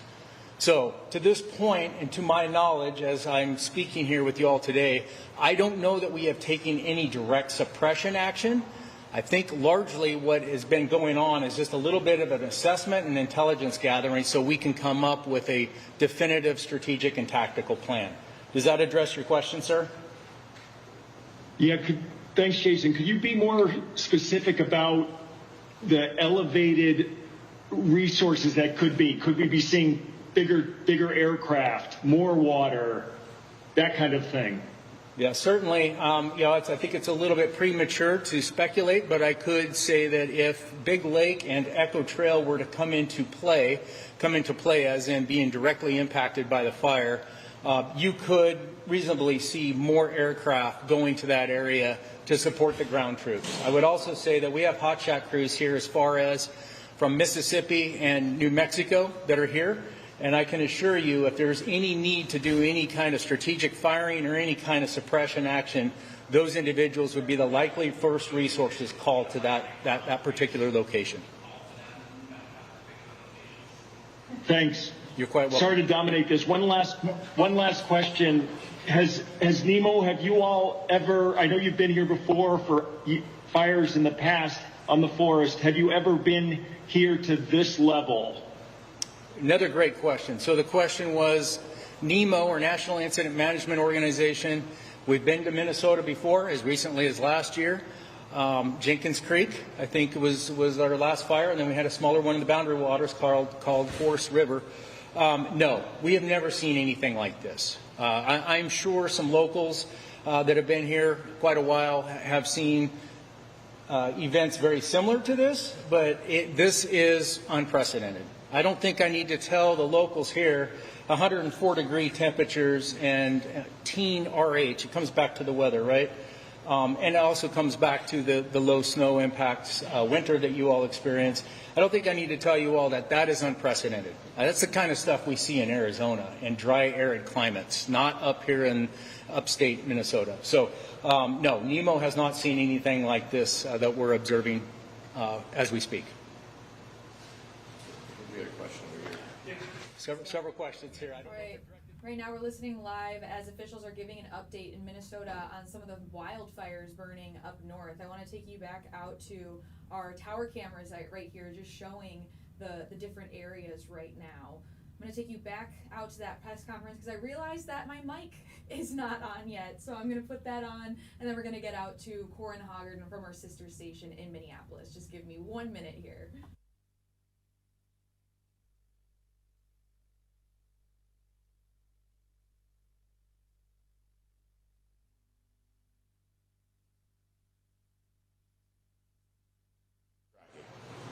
Another question I have would be, how are firefighters who are traveling all the way up to Ely, how are they being taken care of? What are the biggest needs for firefighters? You know, we have the incident management team here. They come complete with logistics sections and everything else, logistics managers. So they're setting up camp. They've got, our firefighters are taking care of it. We ordered a national caterer that they're going to come in and feed them.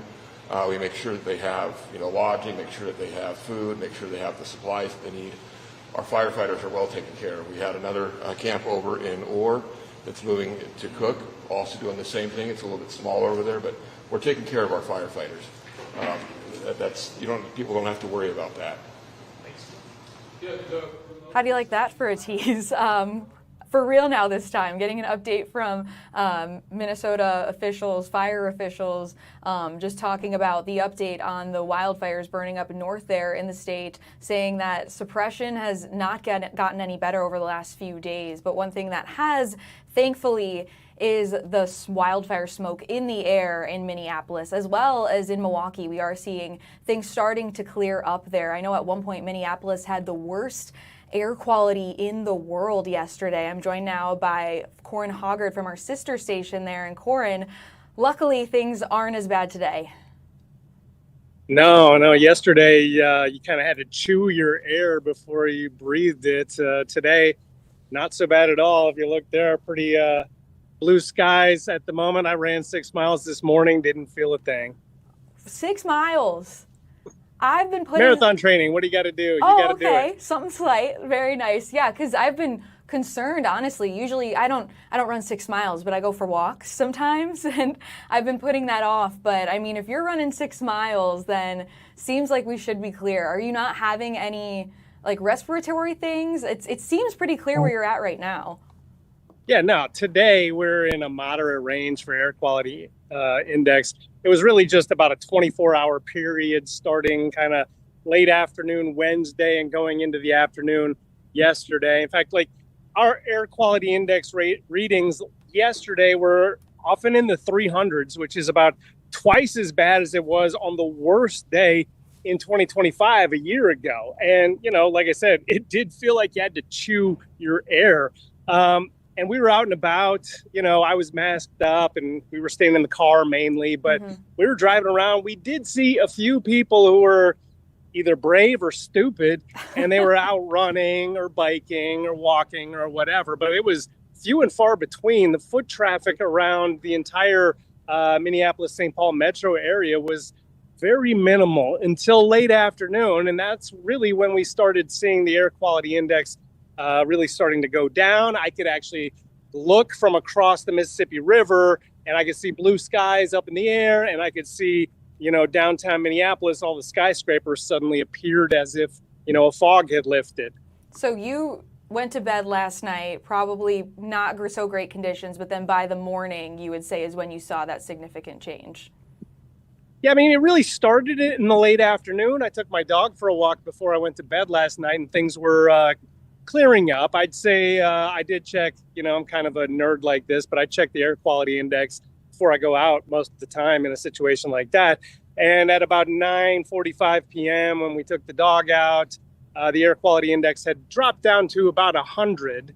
And then when I woke up this morning, it was in the 60s, which is, it's very, very breathable air. And there were a ton of people out running this morning along the Mississippi River when I went out because, the air was back to normal. I thought I was going to be in treadmill jail yesterday, but today, by the time I woke up, I knew I wasn't going to have to go to the gym, that I was going to be able to run outside. Yeah, honestly, it's great because it can be debilitating. I mean, over the past yesterday, it felt like I didn't want to go outside. I wanted to stay in. And as you said, treadmill jail, very well put. Are you a Minneapolis native or a native to the area? I'm from all over, but I did spend my junior high and high school years in Fargo, North Dakota.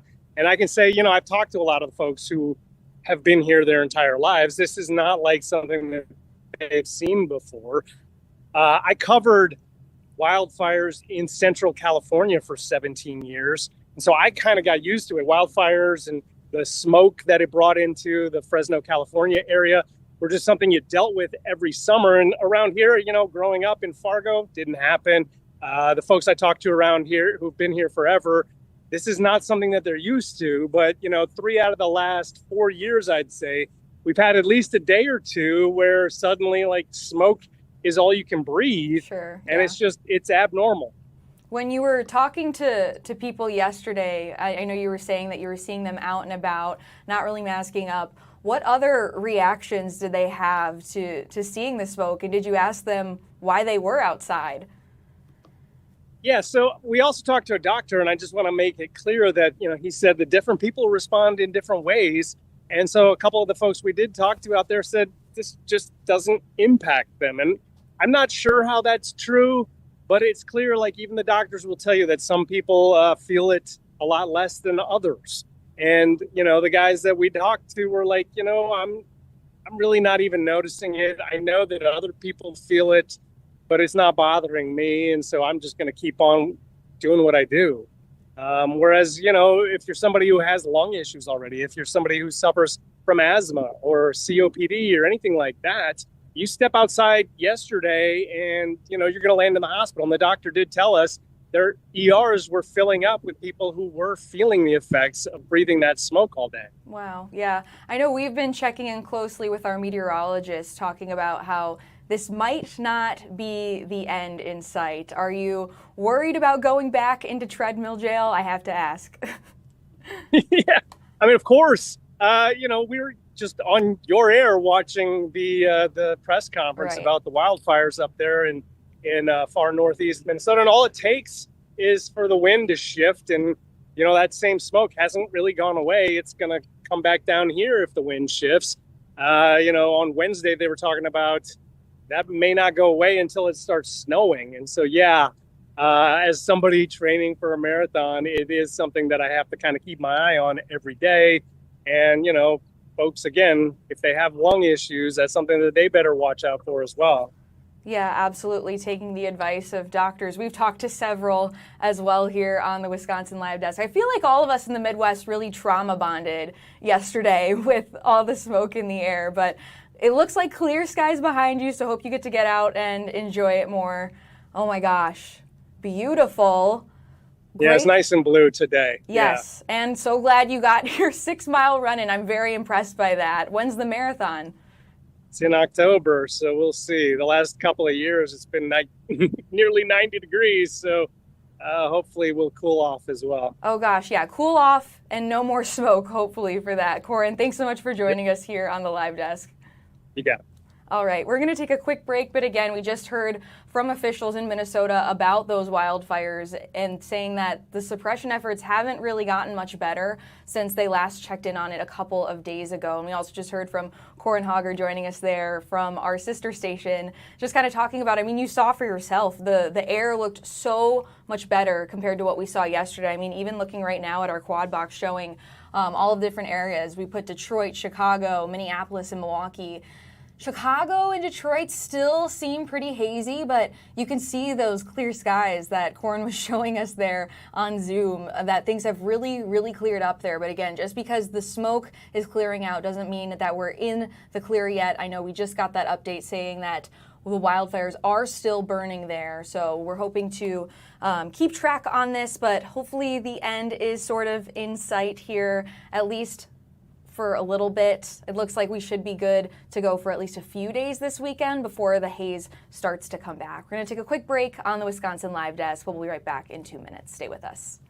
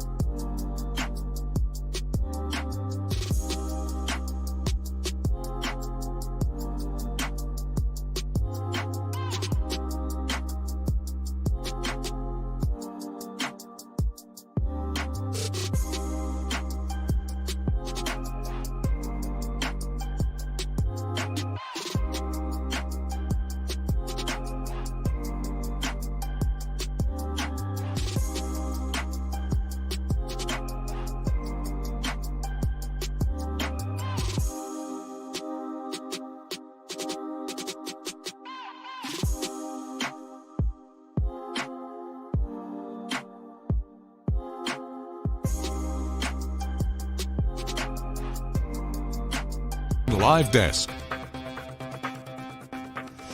Thanks for being with us here on your Friday afternoon. We made it almost the weekend here on the Wisconsin Live Desk. Let's give you a live look outside right now. Keep taking this, just kind of comparing the different cities here in the Midwest as we've been tracking the wildfire smoke. Again, that air quality alert is in effect until 6 o'clock tonight here in southeast Wisconsin. So we're going to continue to monitor that, check in with a weather expert momentarily right now. But I want to switch gears until then and talk about something that people have been kind of memeing on the internet between the wildfire smoke and then also, of course, the parasite that is, of course, novelly causing explosive diarrhea. But it really is no joke. This is a very serious disease. So I want to bring in, or infection rather, I want to bring in Dr. Greg Demuri with UW Health. Doctor, thanks so much for being with us today. Hi, thank you for having me. So for people who might just be tuning in for the first time, can you kind of give a synopsis on what cyclosporiasis is? Sure. This is a very small parasite that it only infects humans, and it is ingested orally and causes, as people have noted, explosive diarrhea, problems with gas, stomach upset, vomiting, and those types of things. And it can last for several weeks. Several weeks. Wow. Are these symptoms that severe throughout the whole span, or does it kind of trickle off, if you will, in time?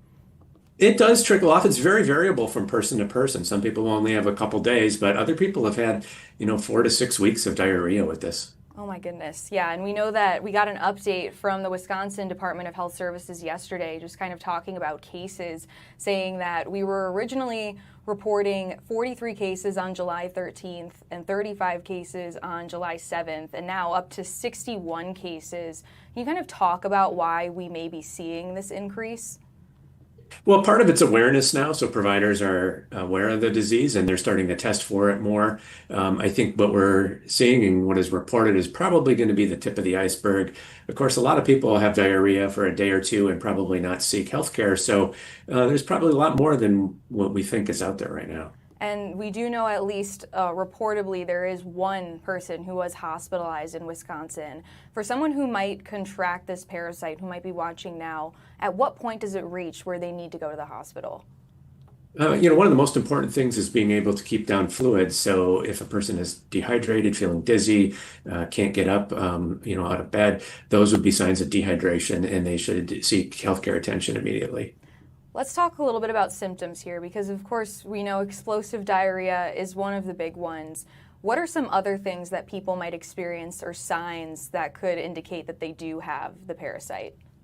Sure, be it nausea, just feeling like you have an upset stomach, bloating, as I said, excess gas, and then the diarrhea. Some people will vomit with this as well, and so that would be another sign or symptom. I wanted to ask about the severity of it, because some people are like, this is just your typical stomach bug. How is this different? It tends to be a little bit more severe than your average stomach bug. For most people, it's going to be a little more severe. And of course, people who are more vulnerable, those with weakened immune systems, and the elderly and young babies are going to be at increased risk because they're a little bit more vulnerable than the rest of the population.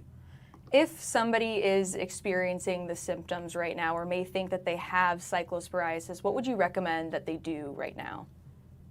First thing is take lots of fluids. You want to be drinking water, Gatorade, whatever your favorite safe beverage is, and stay hydrated. If the diarrhea continues for more than about 2 to 3 days, then you should contact your healthcare provider. Okay, I was waiting for our producer to get some of these. I don't know how active you are on social media. I am probably too active on social media, but a lot of people making jokes about these. I wanted to cycle through some of the TikToks that we've seen related to cyclosporiasis and kind of get your reaction. So here's one of them. Sure. It's somebody saying, day one of eating lettuce until I get cyclosporiasis as a Michigan resident. I don't know if we can circle through another one here, Delaney, that we have. People making jokes because weight loss is a symptom of it. Just wanted to get your reaction to what you would say to these people who are kind of cracking the jokes about it or who are maybe serious. Well, it's good to have a sense of humor about Sure. these things, right? And I certainly kind of get the joke. Diarrhea is always a little bit funny for a lot of people. In all seriousness, people will develop severe symptoms and are at risk of severe disease, being hospitalized or dying. So this is a very serious outbreak, and it's likely that this is a national outbreak, which means it's going to relate to the food supply, as we've seen with the lettuce. And you had mentioned the declaring potentially of a national outbreak. Can you kind of explain what it would take for that declaration to be made? Yeah, I think, we need to see evidence from multiple states that we have infection, which we're starting to see already. And then most importantly, we need to identify a source. And there's been some vegetables implicated. Lettuce, I think right now has been implicated. When that data gets firmed up and we have a firm sense as to what the source is, that'll give us a good idea as to whether or not it's going to be national or not. And you had But it's certainly looking that way. Right, and you had mentioned the sources. I know people have been saying Taco Bell might be a source with the lettuce there, different indications. Is there anything that you would recommend people avoid, like certain produce, bagged lettuce, things like that? Yeah, probably shredded lettuce right now. If you're using lettuce, make sure it's washed well. For other vegetables, cooking them is the surest way to make sure that you're not going to get infected. And as a health professional, you had kind of alluded to the fact that it would be a national outbreak. You're expecting this to get worse, for us to see more cases here in Wisconsin? I really am. I think, like I said, I think we're seeing the tip of the iceberg right now. We're at the early end of testing and identification and reporting to the state health department, which is a really important part of this. So I think we're probably going to see a lot more cases. Yeah. All right. We'll definitely keep an eye on it. Wash your vegetables, everybody, and stay safe out there. Dr. Demuri, thank you so much for joining us today. My pleasure. Take care. All right. We're going to take a quick break here on the Wisconsin Live Desk, but please do not use this parasite to lose weight. I am begging you guys. The TikToks are really funny though, and I'm glad Dr. Demuri has a sense of humor as well, but this is something to be taken seriously, something I definitely don't want. The stomach pains sound horrible, so just stay safe, wash your vegetables, and of course we'll be keeping an eye on the case numbers and anything else that develops here in Wisconsin and of course across the U.S. We're gonna take a quick break. We'll be right back in 2 minutes.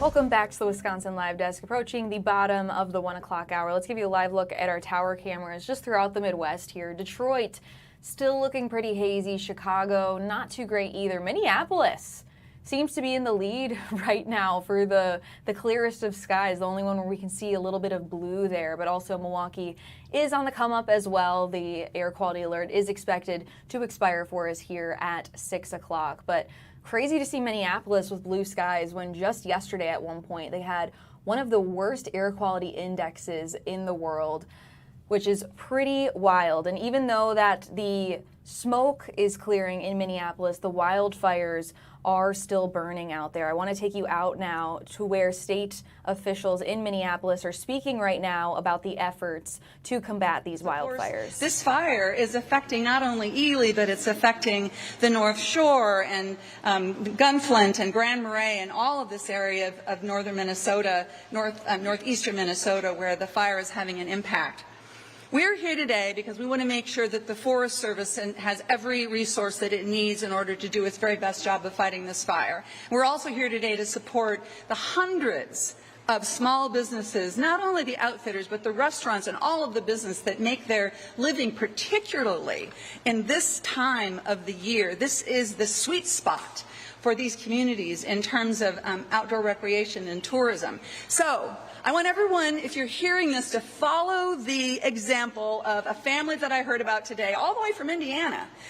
Even though it's a little crazy right now, I mean, it's calm, the streets are calm, you can walk around, it's a great place, great restaurants. They're out there shopping and buying things.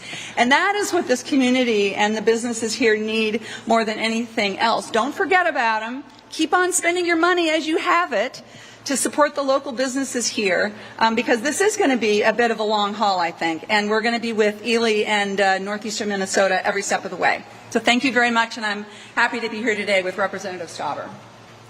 Thank you very much, Senators, Mayor, legislators. This is Minnesota at its best. We can have our differences. We are coming together. We want to save every life that's in harm's way. And working together from our sheriff's department, from our local chief of police, U.S. Forest Service, local fire departments, local EMS. This is who we are. When we come together, we can lead the nation in how it's done. And when we talk about the need for equipment and resources, as the senator alluded to, I too have been on the phone with our federal officials and the leaders. They have committed to us whatever we need, the assets will be there in a timely fashion. And I think that's really important. Northern Minnesota, Ely matters. And I think it was mentioned that, Mayor, you wanted us to come to the up here and go to the local establishments, and et cetera. I can tell you that I brought my group of folks to the Grand Ely Lodge, had the sandwich special, it was excellent, and the Dairy Queen before we came over here. So as we said, Ely's open, but please adhere to those emergency service contracts or contacts that you have, whether it's watch duty, county sheriff's department, U.S. Forest Service, or local PDs, because that's important. That's where you're going to get the information. And I think that this is unprecedented. So we have professionals making decisions on the best, on the behalf of all of us. And I think that I want to commend them all, and I want to commend all the volunteers that are here, Mayor, from your great city, coming in here to help out. And again, this is Minnesota at its best, and I couldn't be more proud to represent this area, to see the success that we're having. We're still not out of the woods, so to speak. There's still opportunities for us to do good things, contain these fires, but we cannot lose any lives, and we'll work to save as many structures as we can. All right, just getting an update there from officials in Minnesota. Air quality is improving there, but the wildfires up north still burning a lot. Officials going through some of the challenges that they've faced and talking a lot about community and saying that they are committed to keeping everybody safe. Of course, we will bring you updates here on the Wisconsin Live Desk as we get them. But for right now, we're going to take a quick break because the show must go on here in Southeast Wisconsin. Several events planned for this weekend still happening, which is exciting for those of you who are planning on getting outside. So we're going to talk with Megan from Country Thunder to talk about how some of the events and things that are happening there this weekend. Super exciting. You're not going to want to miss it. We'll be right back in 2 minutes.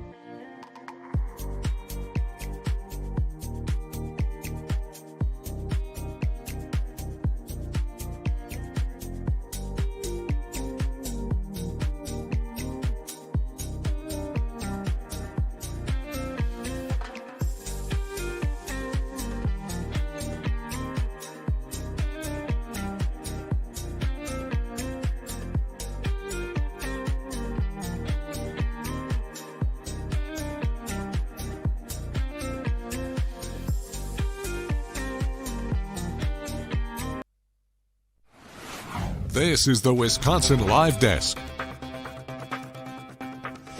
Thanks for being with us here on your Friday afternoon. Let's give you a live look right now at American Family Field, where the Brewers are expected to play tonight. We did hear from them that the game is still on. They put out a statement saying, quote, "We are in communication with Major League Baseball, and the league will ultimately determine the status of the game. The health of our fans, staff, and players is our highest priority, and with conditions subject to change, any official update will come later in the day. We will provide more information as it is made available." They do go on to say that if you do decide that you don't want to go to the game tonight and want to swap out your tickets for another day, that option is available. You can learn more. We have this up on our website at fox6now.com.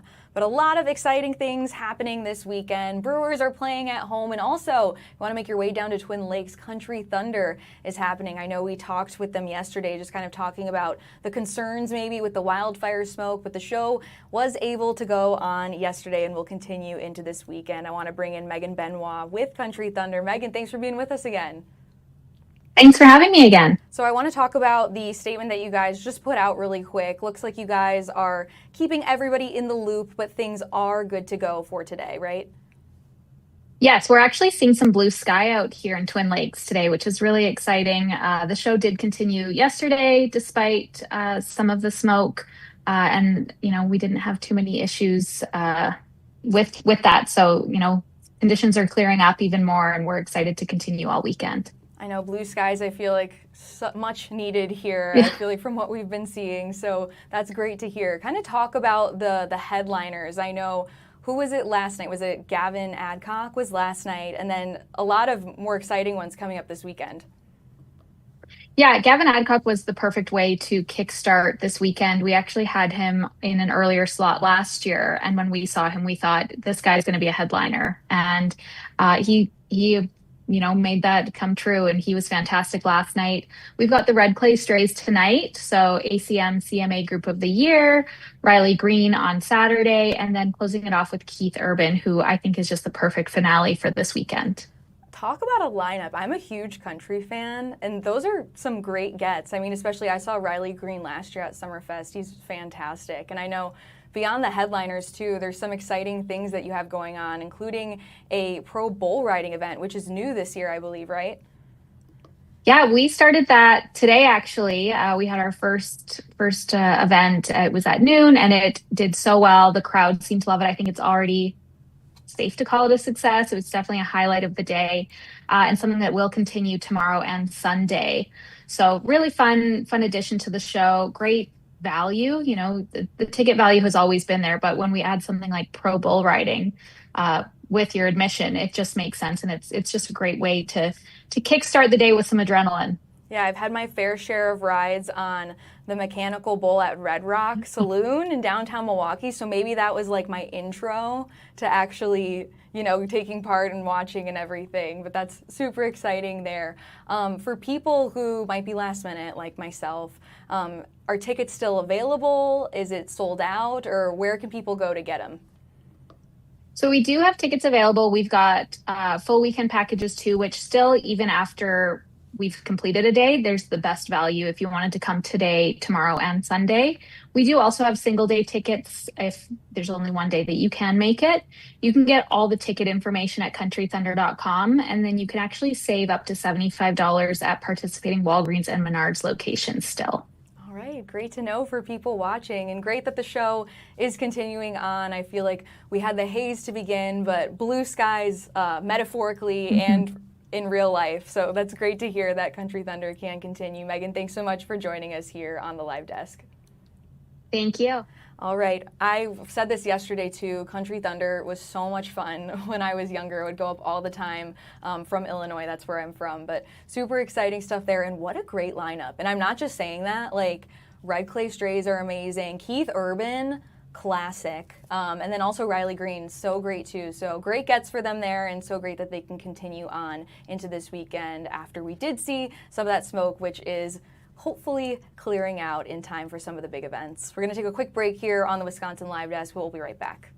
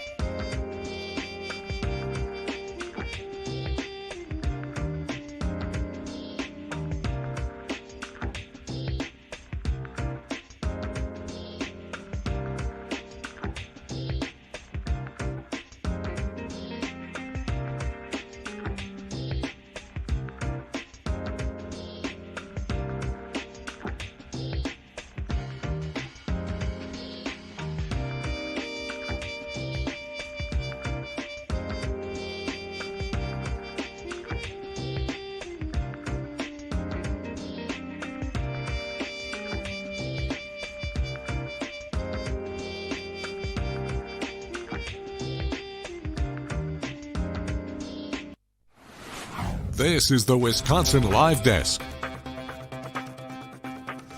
2:10 on your Friday afternoon. So happy it's Friday, and so happy you're with us here on the Wisconsin Live Desk. Let's give you a live look outside right now. This is from our Estabrook Park camera. Still pretty hazy out there. You can't even see the line really of Lake Michigan and where it blends in with the sky, a little bit eerie there. But again, that air quality alert was extended until 6 o'clock tonight, but we are expected to see a little bit of clearance here. We talked with our Corin Hoggard from our sister station in Minneapolis, who are seeing blue skies there. Let's take you back out to our quad cam showing our tower cameras in the Midwest. We've got Detroit, still pretty hazy, same with Chicago, but again, Minneapolis looking great. Not a bad day to be in Minneapolis. What can I say? I mean, that looks great out there, and we're hoping things do start to clear up heading into the weekend. We're going to check in with our meteorologist, Holly Baker, any moment now. But first, I want to get into your headlines here, some of the big stories that we're following on the Wisconsin Live Desk. As I say that, I'm trying to get my thing set. Here we go. Some of the big headlines. Yeah, obviously, air quality alert. We've got the extension until 6 o'clock this afternoon. Again, we are expecting, though, that we aren't fully out of the woods yet, pun intended there. We should be seeing next week that smoke start to circulate back around. We kind of had a great breakdown, actually, from Chief Meteorologist Tom Walks that is on our website, fox6now.com, that you can check out. But we also heard from officials in Minnesota talking about some of the wildfires burning up north right now, combined with the fires in Canada. Those are both causing the air quality alerts in southeast Wisconsin. But again, we are hoping to see some clearance heading into the weekend. Events like the Brewers game right now still set to happen. This was a statement that we got from officials saying that they are communicating with the MLB, and they're the ones who will ultimately determine the status of the game. We are awaiting an update for them, like an official one, if it's needed. But of course, adding that the health of our fans, staff, and players is our highest priority, and with conditions subject to change, we know that we will be receiving that update. But for those of you who might not want to go out, or maybe you are sensitive to the air still, you can swap out your tickets if you paid for them for another game. So that is good if that's something that you do decide to do. Another big story that we're following is that Lieutenant Governor Sarah Rodriguez suspended her campaign. I love this graphic. I was telling our producer Delaney, it kind of reminds me of the Hunger Games, of like who's left because of the black and white, which I actually did make this graphic, but I was like, just kind of made me giggle a little bit. But yeah, Sarah Rodriguez suspending her campaign, being the third person now on this list to no longer be running. Again, David Crowley, the Milwaukee County executive, suspended his campaign a week ago, actually, and then actually backed Sarah Rodriguez. He endorsed her. But then, of course, a couple of days later, we found out that Sarah Rodriguez fired her campaign manager over misfilings in those campaign finance reports that were due yesterday at midnight. And we know our Jason Calvi digged into those, saying that there were even more errors in those reports for Sarah Rodriguez. Of course, all eyes were on her report specifically after she made that announcement. She did hold a press conference shortly after on Monday to talk about it, saying that she will still be in the race, but again, did release that statement. I'm going to see if I can bring it to you in full right now as I'm going through our emails. Let me see what I can... If you hear me typing, it's like ASMR. Yeah, so this is the full statement from her, saying, I want to start by thanking my family and every single person who showed up for this campaign over the past week. Your support has meant more than I can put into words. She goes on with her full statement and then says, let's keep fighting. I'll be right there with you. She also announced it. We didn't know for sure, based on this statement that we got in our inbox, as if she would. This did mean she was suspending her campaign. Of course, it was alluding to it, but she did post on social media making it clear that she would be dropping out of the race. Let's take a listen.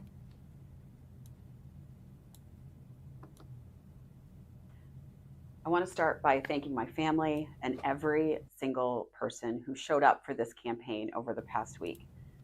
Your support has meant more than I can put into words.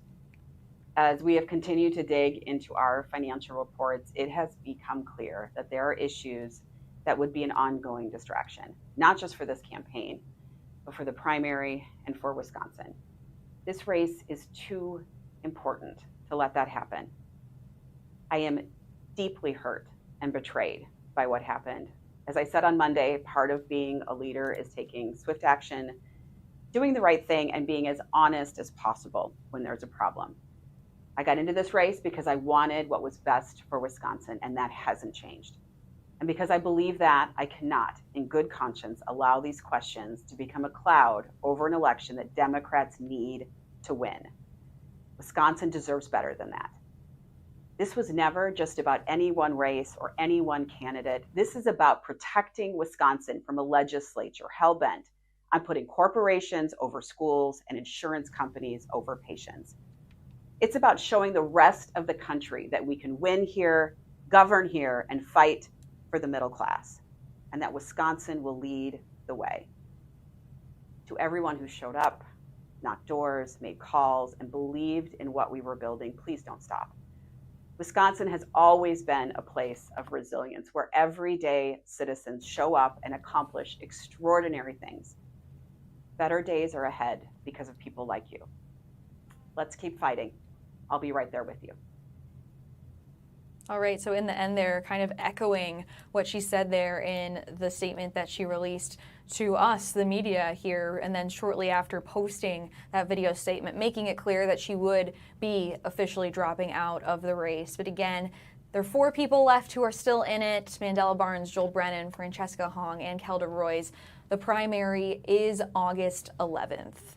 Some other big stories that we're following here on the Wisconsin Live Desk. A Franklin Strip Club's license has been revoked. This is on the border. We've been following this very closely for months now. So this is about an investigation regarding sex trafficking that actually reached the FBI and could connect to a national sex trafficking ring, actually. Prosecutors say at least 24 women were trafficked, with some allegedly working at On the Border. So back in December, 4 men with ties to the Franklin Strip Club were charged in connection to human trafficking across the country, and that includes one of the managers at On the Border. Prosecutors allege women were forced to have sex for money at the club, with one of the men charged receiving a portion of the proceeds. But yeah, there's been several Common Council meetings related to this, and it's been pushed off several times here with where the license, whether or not it would be revoked, but it was officially revoked Thursday night, which was yesterday, when the Franklin Common Council voted on it.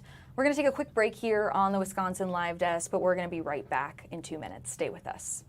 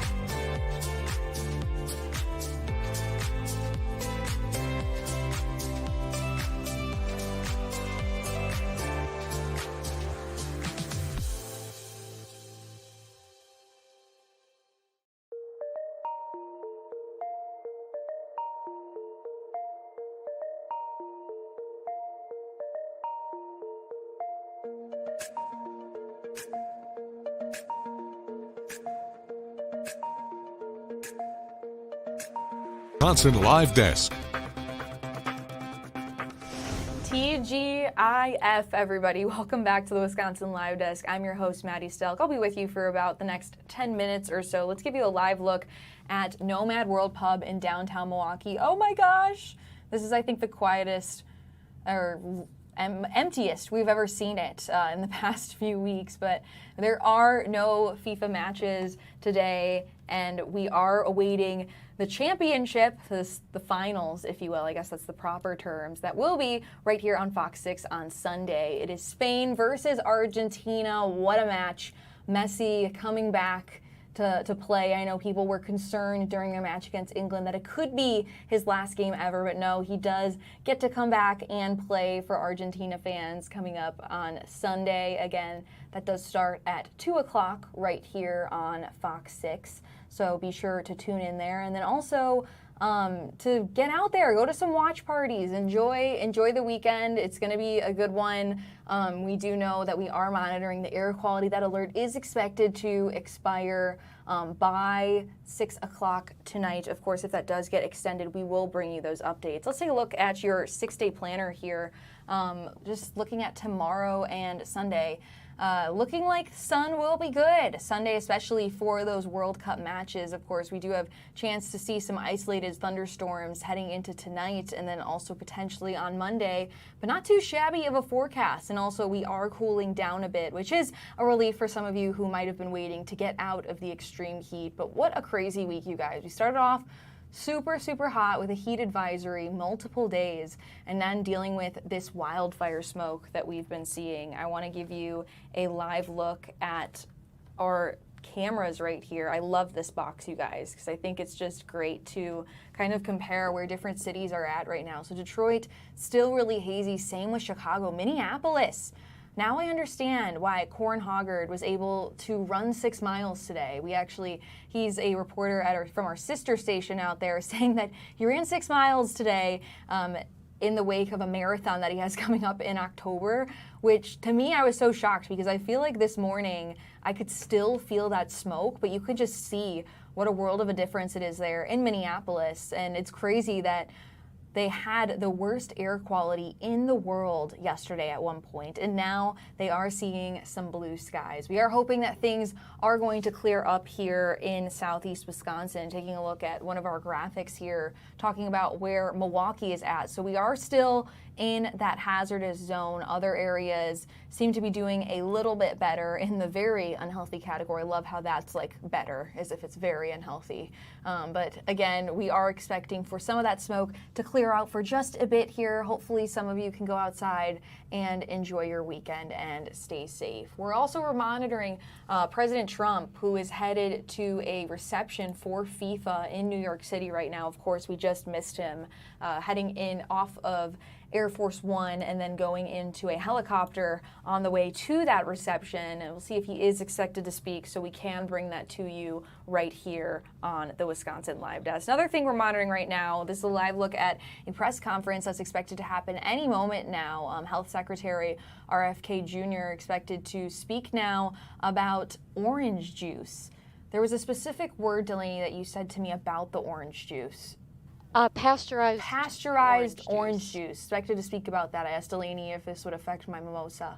So we'll see what happens here. We are waiting, of course, for the health secretary to take the stand here to give his speech, and we plan to bring that to you right here on the Wisconsin Live Desk. But for now, we're going to take a quick break. Oh, little shot of our newsroom there. This is live. Kind of a fun shot, actually, for our unknowing co-workers right there, Durante Matthews right there. But we'll be right back after this short break. Stay with us right here on the Wisconsin Live Desk. And hey, if you want to tap in, we are streaming live on YouTube. We have a chat box open. We'd love to take some of your comments live, chat about them on air. So stay with us.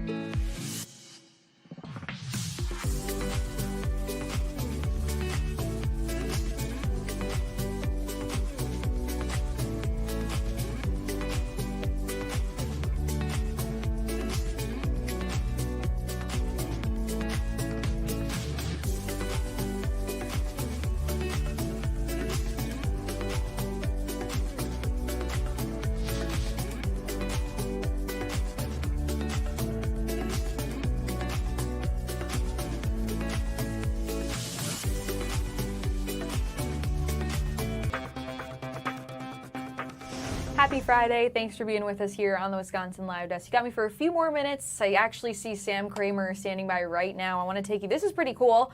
Right now in Pensacola, Florida, the Blue Angels are flying over right now. There's 2 POVs here as we watch them during their practice. I'm going to see if we can take this full here just to see if we can catch any planes going by. This is pretty sick, especially ahead of the Milwaukee Air and Water Show that's happening next weekend, next Saturday and Sunday. Of course, we will not have the Blue Angels here, sadly. We are not able to get them every year, but still super exciting event happening in Milwaukee and something to look forward to, and a little preview of what we might be seeing there as we take a look. Oh, there they are. You can see them kind of in the bottom of your screen.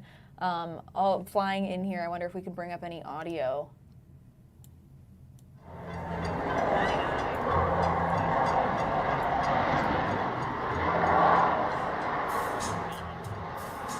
Super cool to watch. I could never do that. I'm so afraid of heights. I'm going to leave this up. Sam Kramer standing by. He's going to take you all the way to 3:30, and then I'll be back with you for the last half hour. Keep it right here on the Wisconsin Live Desk. I'll see you in just a bit.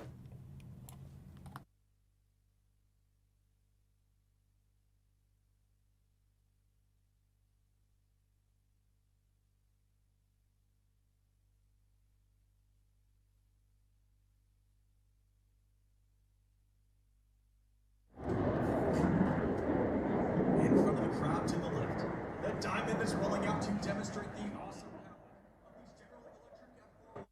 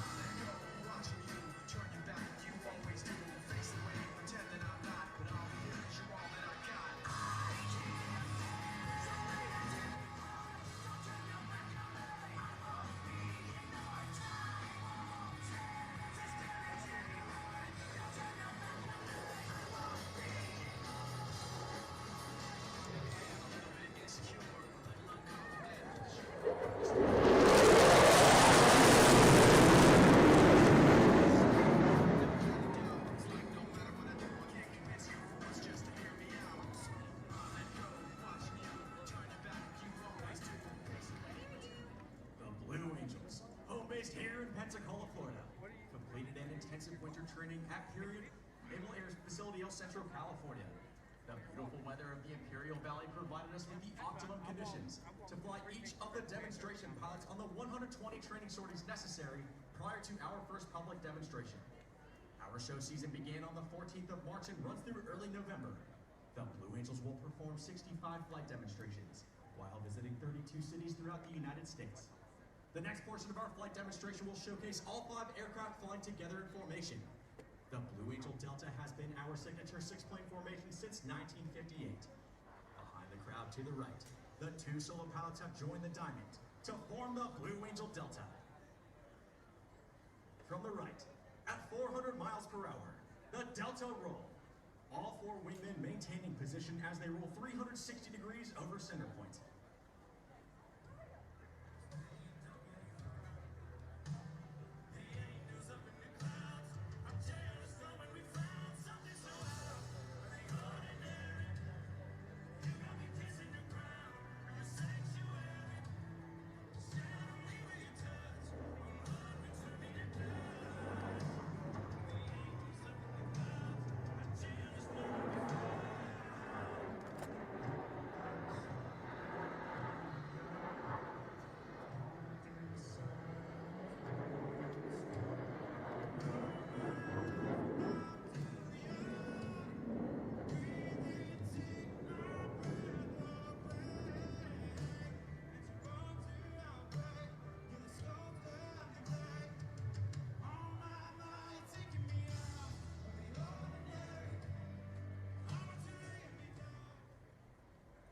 exit to the left. Watch as Captain Brian brings the formation back towards the flight line. Very shortly, all 5 aircraft will be approaching for the Blue Angel fleur-de-lis.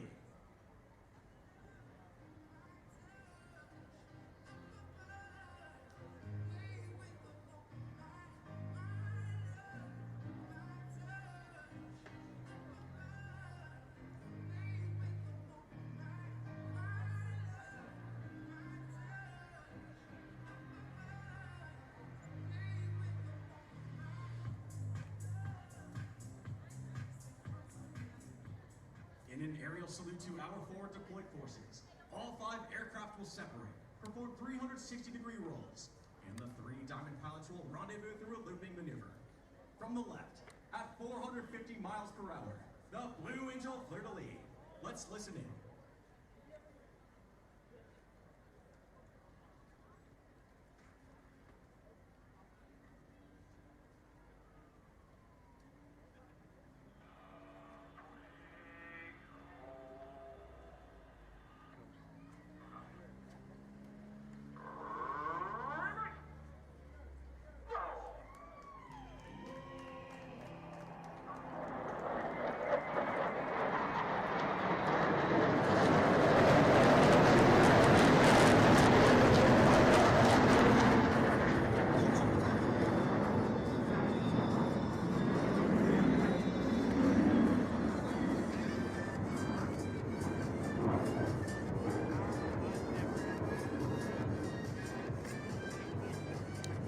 Hi everybody, Sam Kramer here with you. I'm going to turn my audio down just a little bit. We have been watching performers from the Blue Angels, I believe in Pensacola, Florida, the same place. They have run into just a little bit of drama over the last week or so for kind of buzzing the tower, if you will, of people that were on the beach there, flying right over the top of them, a little bit lower than they normally do.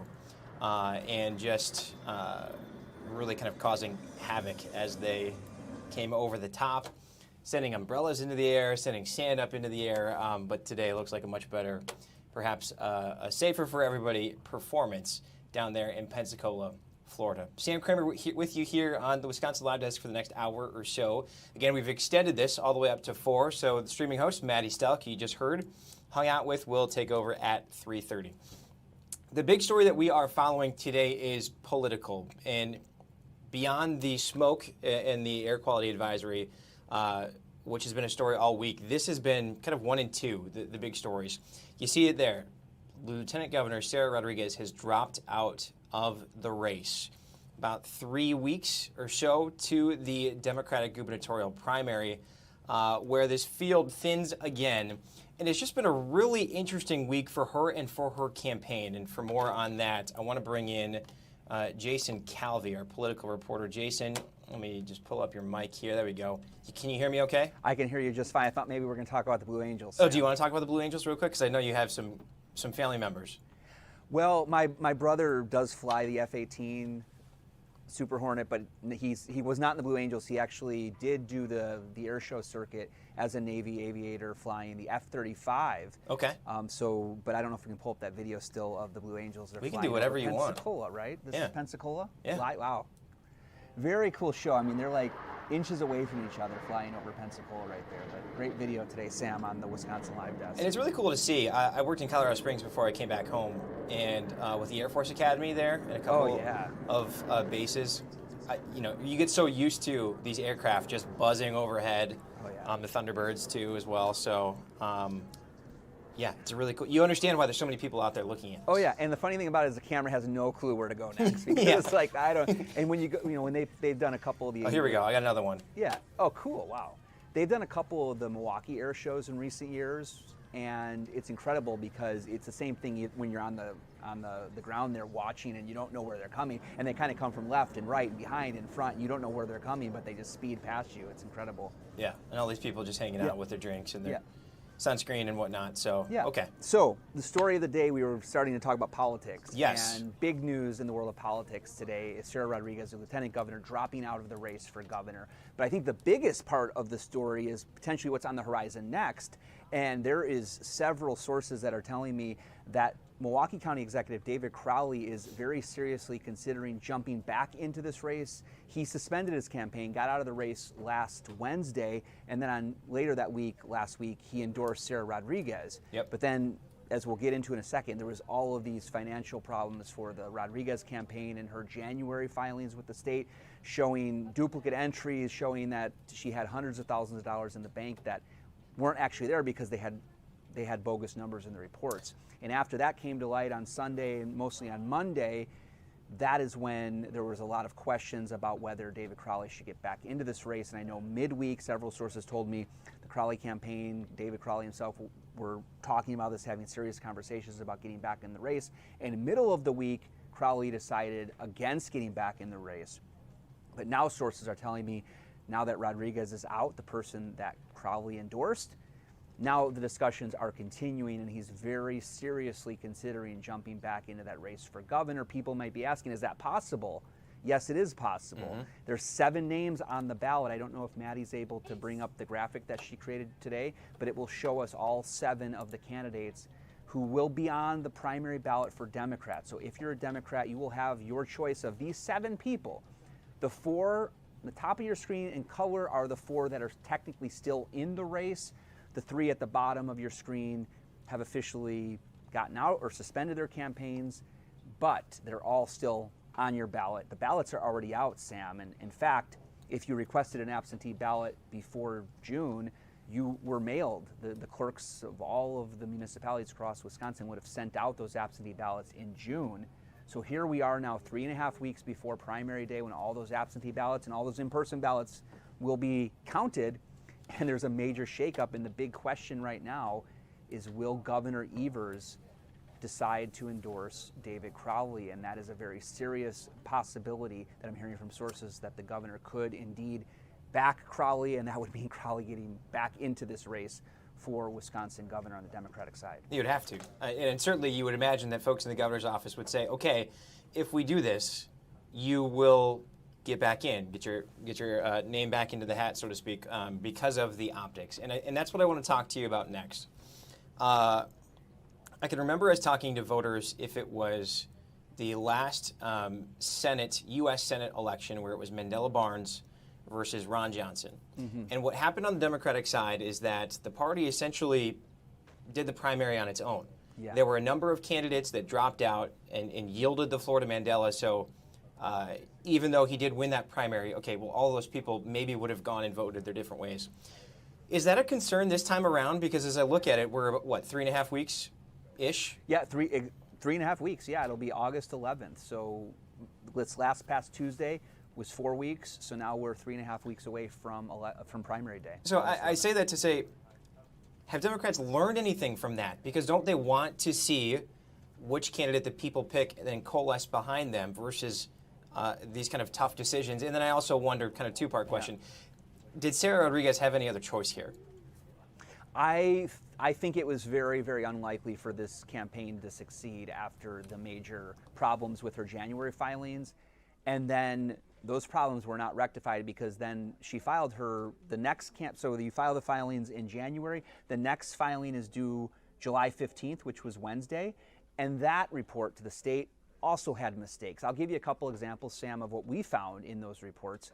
One of them was a donation that the Rodriguez campaign said they made, $1,500, to a Republican women's organization in the state of Wisconsin.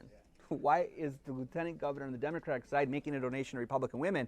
We asked the campaign of Rodriguez, and she said, oh, it was a mistake that this filing got the number wrong. So each PAC or each group in the state has a particular filing with the Wisconsin Ethics Commission, has a particular number, and they typed the number in wrong. So instead of the Wisconsin Women's Group that the donation, the filing said received the donation, the $1,500 actually went to the Milwaukee County Democratic Party. So that's just one mistake that was very clear when you see a Democratic candidate for governor making a supposed donation to Republicans. That was one mistake. There was also a huge mistake on how much money she has in the bank.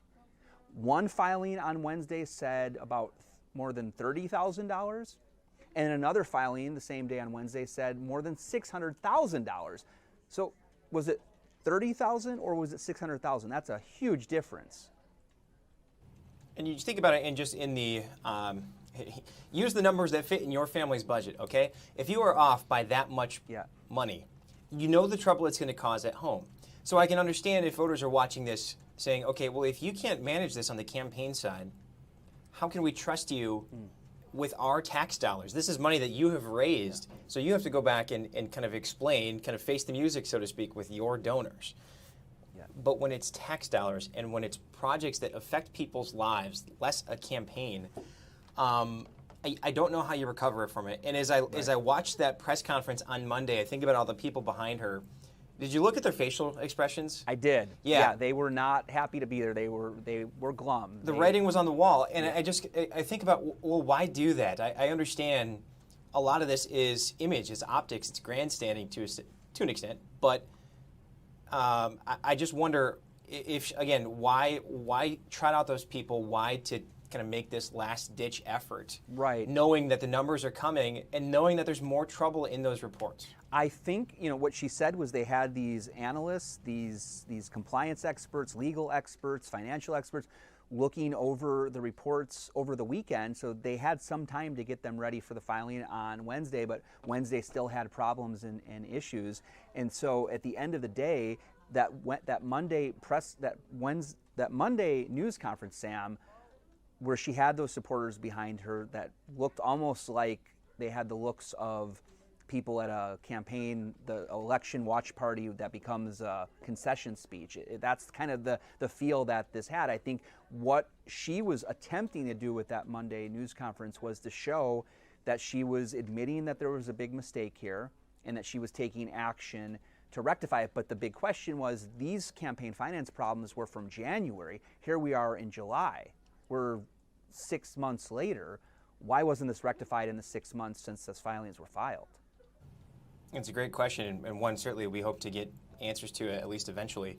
On David Crowley, he is, I would say, you correct me if I'm wrong, fairly well liked amongst other electeds.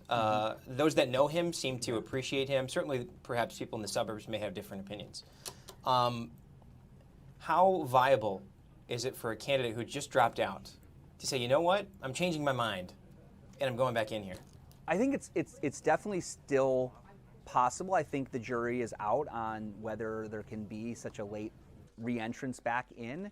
I think it's important to know that a lot can happen in the 3.5 weeks until Election Day. I know when we talked with Joel Brennan, who's one of the 7 candidates on the ballot and one of the candidates still in the race, and then there were 4, he's still in the race.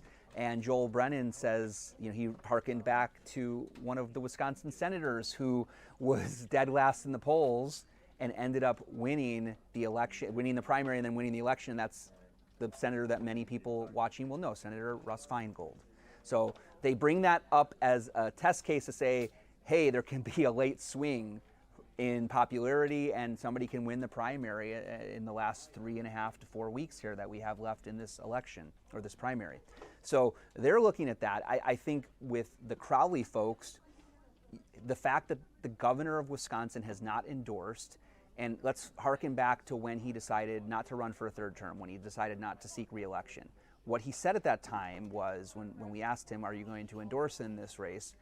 He said, I'm not planning to. I typically don't endorse in Democratic primaries. However, if there was a candidate who I thought would make the best governor, who I thought my endorsement would help get the nomination, then at that point in time, I would make an endorsement. Here we are 3.5 weeks before the primary, so I think that's the calculus that's going through the governor's mind as he's considering whether to make that endorsement. But I believe that what you'd see happen is you'd have a 1-2 punch. You'd have Crowley jump back in, potentially trending that way from what I'm hearing from the sources, potentially happening as early as tomorrow, Saturday.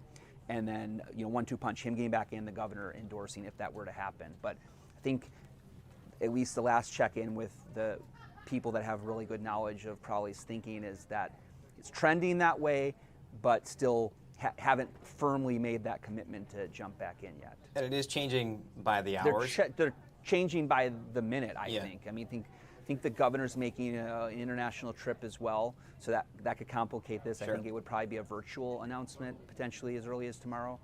But there's just so much going on. Now, you asked, can a candidate come in so late and win. I mean, a much different case with what we saw with Vice President Kamala Harris getting into that race. Yep. I guess almost this time, right? Right. Yeah, almost right this around time this time. in 2024. And I think, maybe we should interview her, but I think the issue is she only had a certain number of days until the November election in 2024. It could be seen as an obstacle for David Crowley, but when you've got a race that's this close in the polls, so much can happen, and the sitting governor of Wisconsin endorsing one of the candidates would be huge news. And it would indicate to certain groups in the Democratic Party electorate that Crowley is the one for them. So you've got a couple choices. I don't know if we can bring back that graphic up on the screen right now. But we've got the 7 Democrats who will appear on the Democratic primary ballot for governor. You got Francesca Hong, who has been leading the Marquette polls, and she's a Democratic socialist, so she's seen as pretty much the farthest left on your screen right now. Kelda Royce, and actually let me go Hong and then Barnes. So I think really it's, talk to the Barnes people, they see it as a 2-person race. They see it as a race between Mandela Barnes and Francesca Hong. If you bring David Crowley back into the mix, that obviously changes the calculus immensely. When you look at Francesca Hong and Barnes, if you're somebody like a Joel Brennan or Missy Hughes or Sarah Rodriguez, you might not want to see Francesca Hong or Mandela Barnes. So you might want to see somebody like David Crowley as the nominee. I know, talking to Joel Brennan today, what he brought up about Francesca Hong was, he said, listen, do you really want a nominee who's going to have to answer questions about old tweets about defunding the police and defunding ICE? That's what he says you're going to get with Francesca Hong. So if you're more not as far left as Francesca Hong, who is your candidate on that screen? Is it Joel Brennan? He's not doing so great in the polls. Can somehow David Crowley pick up the support from the Rodriguez folks, maybe from the Brennan folks, from the Missy Hughes folks? Let me mention Missy Hughes, the former CEO of the Wisconsin Economic Development Corporation under Governor Tony Evers. She had that role, and she did endorse, as she dropped out of this race, she did endorse Sarah Rodriguez, but today she was calling on David Crowley to get back in this race. So you can see people more in the center left of the party are looking for someone to get behind, and that's the big question mark. Is it David Crowley? Is Joel Brennan would say, no, it's him. So it's Joel Brennan according to him, but we'll see what actually happens, I think, the next 24 hours. And as you say, it's been changing by the hour, but it's also been changing by the minute. Have you had time for lunch today? Well, not really. Okay, Cousins or Jimmy John's, if you're watching this. Yeah, right. We could use a Turkey Club stat. All right, he's our political reporter, Jason Calvi. Again, really, really busy day. Appreciate you joining us again here on the Wisconsin Live Desk. Great to be on, Sam. Thanks so much. Absolutely. So, yeah, it is an important situation that it is unfolding right in front of our eyes. Obviously, a lot more people, you would believe, would go to the polls in November when the ballot you cast actually has a say on who becomes governor. That isn't to say that your primary one doesn't, but what we have seen and what we have heard from elections officials is that it's really the diehards to their parties that show up and vote in the partisan primaries. So, as Jason has explained numerous times before, there's different strategies that these candidates will deploy depending on the time of year. Right now, they're really trying to appeal to the strongest part of their party's base. Not to ignore the Republican side, but Tom Tiffany looks to have that surely locked up. There is another, a younger professional businessman that's running, but he doesn't have President Trump's endorsement. He doesn't have the financial backing, which it's not all about the money, but you do need the money to pay your staff, to knock doors, to get signs, to get TV advertisements and other advertisements placed. Tom Tiffany is almost certainly a lock to be the Republican nominee. On the Democratic side, it is really anyone's race, and so that is what's made the kind of bumps in the road here, so to speak, become really interesting. And you just wonder if the Milwaukee County Executive David Crowley regrets, perhaps feels embarrassed about his decision to back out, endorse Rodriguez, for her to then turn around and have what could be one of the worst weeks in Wisconsin politics, based on the issues that she's had with campaign finance, not once but twice, firing the employee having to correct her filings, as Jason alluded to, and then today, dropping out of the race because she realized, and at least in her message, that what has happened has become a distraction, and Democrats, she says, need to align so that they can win what will be a very important election. I think we're going to put that to bed there. We're going to step aside for a quick break. When we return, we're going to check in with our weather expert, Holly Baker, about the other big story in our area, that being the smoke and the air quality and the heat today. There's a lot to talk about, so keep it right here. This is the Wisconsin Live Desk.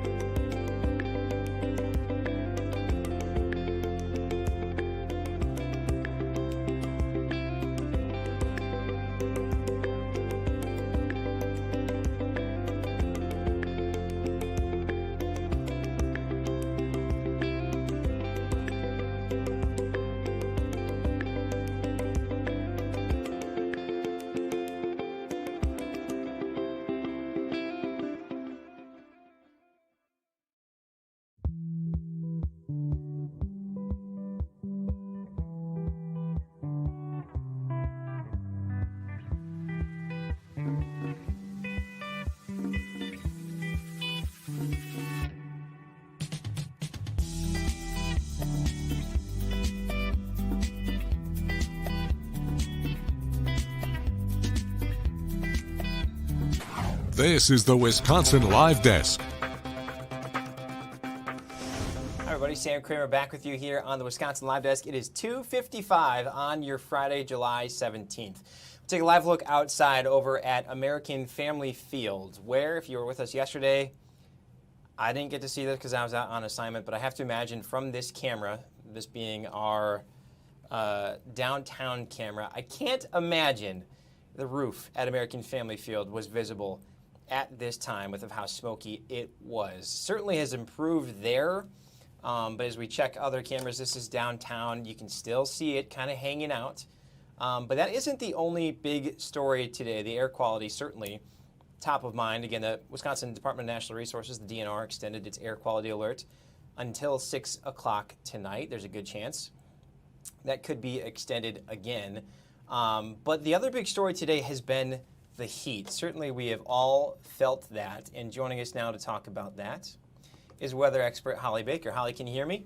Yes, Sam. Can you hear me? I can. You're standing out on the weather deck, which, again, for those that don't know, Holly, it's a good indication that at least it's tolerable outside or it's warm. How is it out there right now? Honestly, it does feel a little more humid today versus some other days where it was warmer temperature, Sam.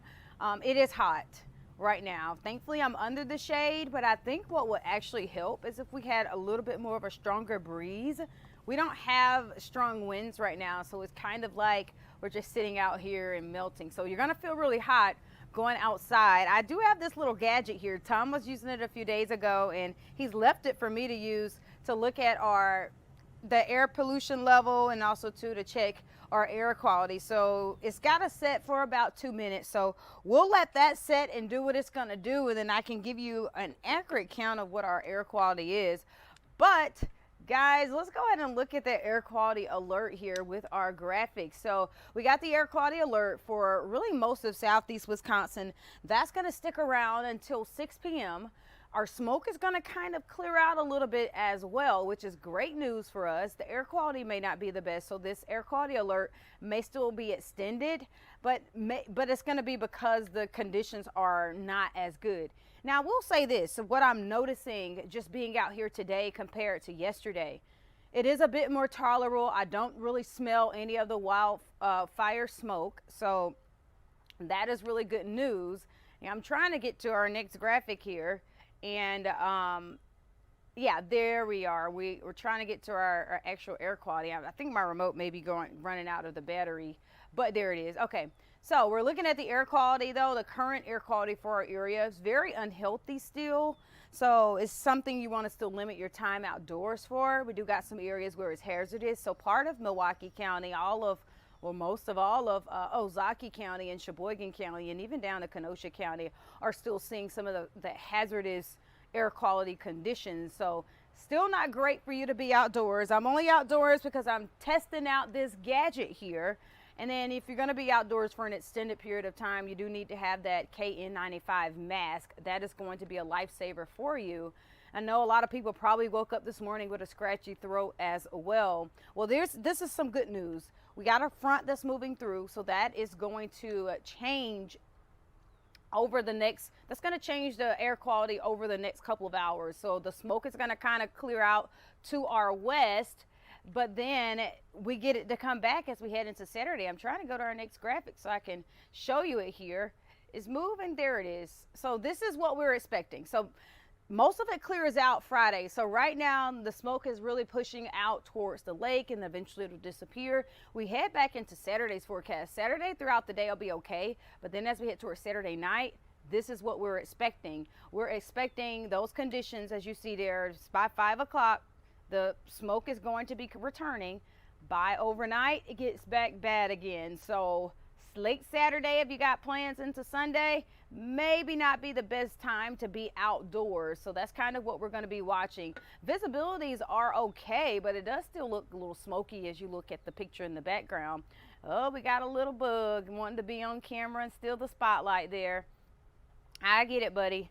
91 degrees, guys, outside. Feels like 95, and I actually feel like it does feel really hot out here. Dew points are in the 60s, upper 60s at that. 68. Wind from the west at 12 miles per hour. Visibilities as a whole, though, we're really not seeing a lot of reduced visibility, so that is good news. You do see most of those visibilities reduced are over the lake into the Michigan area, so that's good news for us. That means that this smoke is kind of pushing further out over the lake, but not necessarily good for those people in Michigan. Looking at our temperatures right now, we're in the 90s across the board, 89 in Sheboygan, 86 in Madison. Guys, the heat's going to stick around for a little bit until next week. We'll start to get a little bit of a relief. Here's a look at the temperatures, though, as we head throughout tonight. We are going to stay rather warm in the 80s overall, and then we'll drop to the 70s by the time you start your day tomorrow morning. And really, Saturday's looking to be nice. We do get a chance for a little bit of some showers to roll in. This is a look as to why we're so warm right now. We have a warm front that's pushed through, so it's changed the direction of the wind coming from the southwest. That was one of the things that has helped move a lot of this smoke out of our area, but it also came with a few of those spotty showers. And you do see off to the northwest, there is a cold front that's going to arrive by late Saturday. And with that, we could see a little bit more of that smoke returning as well. So we go through our sky vision here and you'll kind of get a better gauge at some of that rain that we could possibly see. So late tonight, still going to be quiet. Heading through Saturday, it's going to be quiet overall. We could just get a few spotty showers. And then as we head into Sunday, it's going to be a mix of sunshine and clouds as well. Now, Sam, we're going to give them a better look at our 6-day once I get some updated numbers on there. But I think the big focus is still going to be the wildfire smoke and the temperatures. That's going to be the big focus over the next couple of days here in southeast Wisconsin. Thankfully, though, I will say this. I am happy that Summerfest is over. And I'm also happy that we got through the Bastille days without the disruptions. So we've had a lot of great summer events that have happened where this didn't stop anything. We got State Fair coming up soon, and I don't think this will be a problem by then, but the heat may return, and that may be our only problem but I'm sure that people would rather take the heat over wildfire smoke any day. Yeah, I would seem to agree with you. It's still been an issue at the Waukesha County Fair this weekend. Also, Country Thunder, the country music festival down on the border there in Twin Lakes, where some people are having to decide. And we've had organizers on talking to us about that. I was just going to ask you about, did you get a read on that device yet? I did, and surprisingly, it is saying normal right now. Oh, and I don't know about that. Yeah, I don't know either. I think I've got to kind of have it on for a little bit. I just unplugged it. So And I mean, right now I'm looking at airnow.gov. we're which in is the what a lot of people- 300s. Yeah, we're at 356 in Brown Deer, which is hazardous. Basically, anything over 150 is a problem. Anything over 300 is hazardous, and we're at 356, which significantly lower than we saw yesterday. Yeah. However, it is still in the worst part of that scale. You're right about that, because yesterday, 600s, and I was Yeah. riding around. I'll tell you this, being in the car was better than being outdoors, but being in the car, after a while, we spent all day in the car, we were still having that smoke and Sure. smelling it. So the people that are truck driving through all of this, I kind of feel for them, because they're not getting the cleanest air. I didn't feel like I was breathing in the cleanest air until I got back to work in the building. I'm like, well, I need to kind of sit in the building for just a little bit before I go home, because I didn't want to be back in the car so quickly. But yeah, being in the car is better, but it makes a difference being in your car with the circulation button on versus being in a building. Yes. Good stuff there. All right, Holly. Well, thanks for joining us. We'll let you go get some new data and get everything that we need answered for all the newscasts tonight. All right. See you then. All right. See you in a bit. Yeah. So big story there. Obviously, so many of us have been dealing with that in one way or another.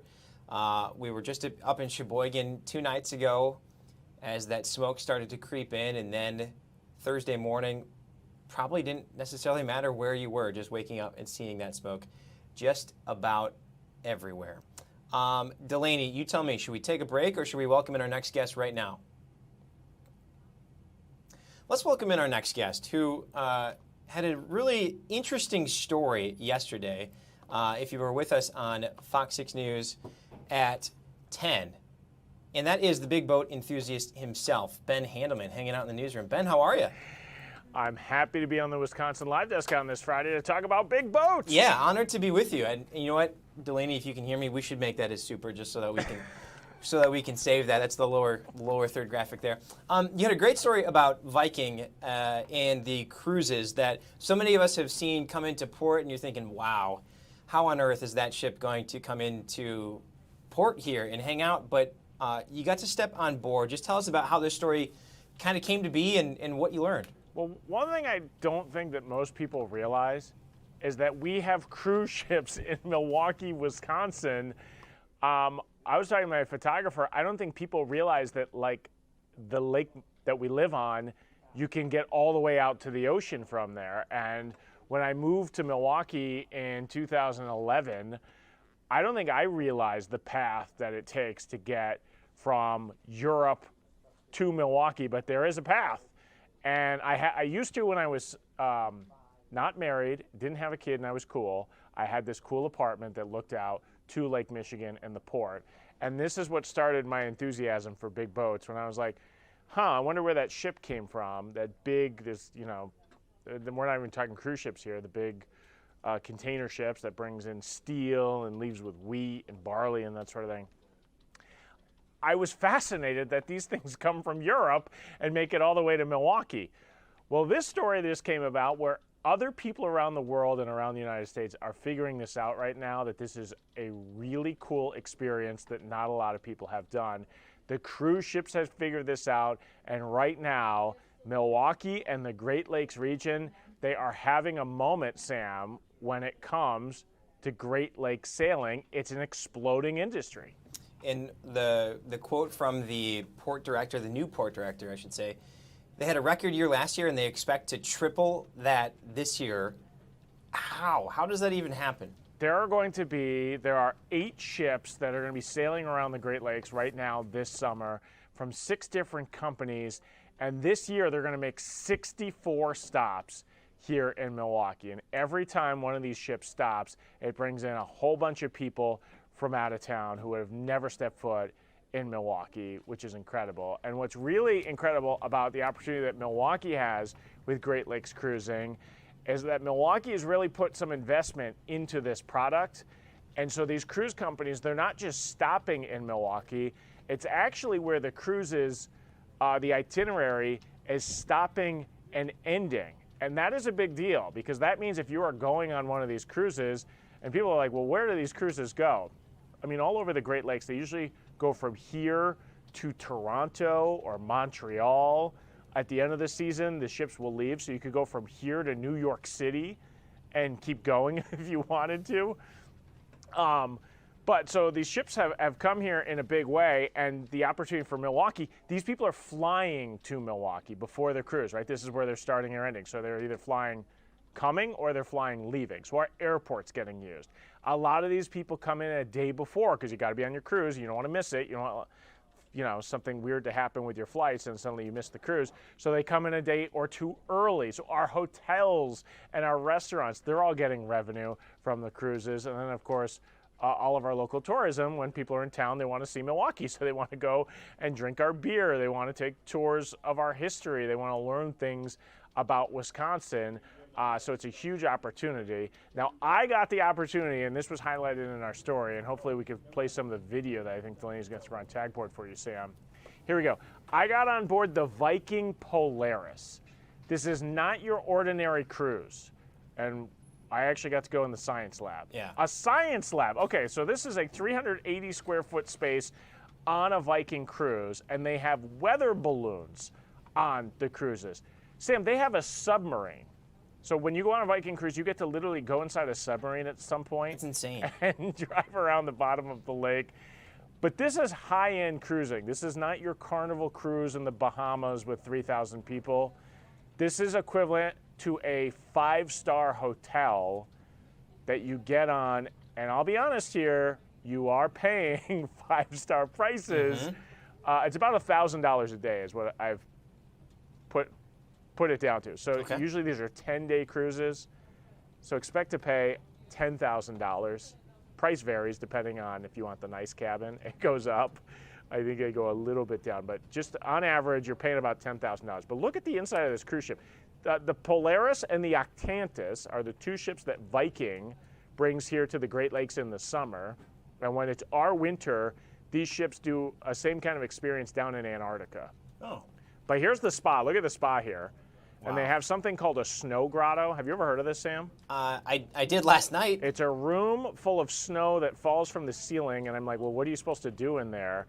This is a Norwegian-based cruise line, and they're all about hot and cold, like Norwegian spa experiences. So you're supposed to rub yourself with snow, and then you get in the hot steam shower, and then there'll be a cold experience and a hot experience. But this is a second pool that was off the back. That's an Infinity. There's Tanner Hemker, our photojournalist. But look, this is one of the newest cruise ships built anywhere in the world, both the Polaris and the Octantis. They were only built a few years ago. And they're right here sailing the Great Lakes. They're incredible ships. Yeah, it's immaculate. Just looking at this video that you posted, this bookstore I remember curated from a bookstore I think in London or something like that. Like exactly, someone from London is picking which books are on the ship, and they change those out. All the food is fresh. Again, these people are paying a lot of money, so they're expecting that kind of experience. And I'll be honest, they're getting it. But the science is really different. I think this is what separates this kind. They call these experience cruises. Okay. And they do this in Antarctica too. But they have these days where basically the bottom of the ship opens up and they have all these little tools, like these little boats that you get on, and you'll go into little coves. For the Great Lakes, it'll be like looking at bird migration. So when the migration was really hopping in the spring, they'll go up to these remote areas of Canada, and you'll get a front row seat to that. But yeah, they've got underwater drones that they play with on the ships. They have all these tools. But this was history when we were out there. You see that shot of the two ships there? Yep. When we shot this was the first time that the Octantis and the Polaris, which I'm getting on board right now, were in Milwaukee at the same time. And it's just a sign of this growing industry. And we could talk about the investment that Milwaukee is making, because that's part of the story as well. Yeah, let's do that, because I remember specifically the editorial meeting when it was in the mayor's budget about building this dock. And there's so many things that grab attention. I remember you bringing it up as a really important investment. And where are we on that? And why did the city want this in the first place? They're building a $17 million cruise dock. It's right there by, you know where the Lake Express ferry is, kind of on the way to Bayview, right near Port Milwaukee.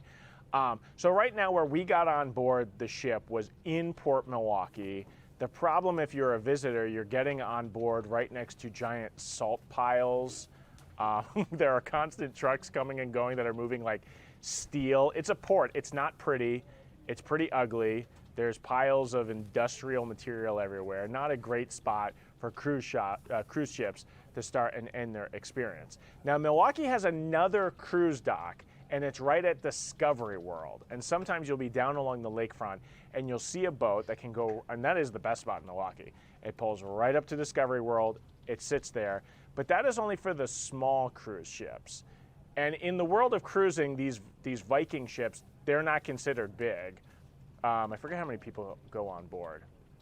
Several hundred, but it's not like, you know, those basically cities that float down there in the Caribbean or even on those Alaskan cruises. Those are huge cruise ships. These are the small variety, and they were built specifically to fit in the lock system that you need to get out to the Atlantic Ocean. You know, to hit all 5 Great Lakes, you have to go through these rivers and lakes and locks where they actually, you know, the water goes up, you go into a lock, the water comes down as you're in the lock, the boat comes down, and you go out. Well, you can't have one of those 3,000 passenger cruise ships. They won't fit in there. So these were specifically built for this kind of experience to be able to move around the Great Lakes. But, okay, back to, I'm getting sidetracked, which is easy to do when you're talking big boats. The city of Milwaukee is making this $17 million investment, and this is our tax money, right? We paid for this, and as a taxpayer, you're like, why are we paying for a cruise ship dock? It's for the exact reason I just talked about, Sam, because this is there's a lot of competition now in this space in Great Lakes cruising, and there are many other cities around the Great Lakes that want to be the kind of destination that Milwaukee has become, and that is a spot where the cruises start and end. And so not only are you getting the airport and the people staying in hotels, and you're also getting the local vendors who supply things for these ships. So all of the food that has to be loaded up onto the boat, where do they do that?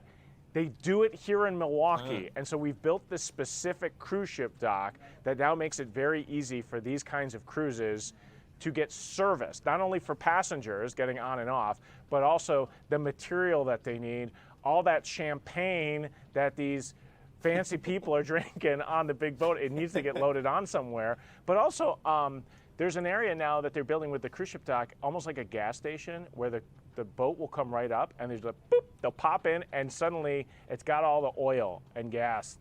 I'm not sure if what kind of, is it diesel fuel? I don't even know what kind of fuel these ships use. But all the fuel that the ships need, boom, it comes right from that port. And guess who gets to charge them for using our dock, and then for all these services? City of Milwaukee. The city of Milwaukee does, the Port of Milwaukee, which makes millions of dollars. So the port is pretty convinced that the investment will be worth it in the end because of all the extra dollars around this. I mean, it does make sense. And certainly if the traffic continues to rise the way that they are predicting it will, it almost will pay for itself, is what they're going off of. And this was pitched to companies like Viking that has these 2 really nice cruise ships. And I am pretty sure that these ships would not be coming to Milwaukee if it was not for the investment. Because you might notice there's another city that's about 90 miles away that's a little bigger than us called Chicago. Just a bit. And you might think, geez, with all the airports that they have down there, why aren't the ships stopping and starting in Chicago? And honestly, the reason the port director gave me when I was interviewing him, Milwaukee is just an easier place to do this. First of all, we are willing to build you a brand new cruise dock. I'm not sure if you've ever covered Chicago politics. It's not that easy. It's a little complicated down there. We have the room for it along our lakefront. There's no facility really that close to downtown Chicago. It's funny, Viking Cruises, when I got on board the ship, the Polaris, it had just stopped for the first time ever in Chicago. the day before. But you know how the people got to Chicago?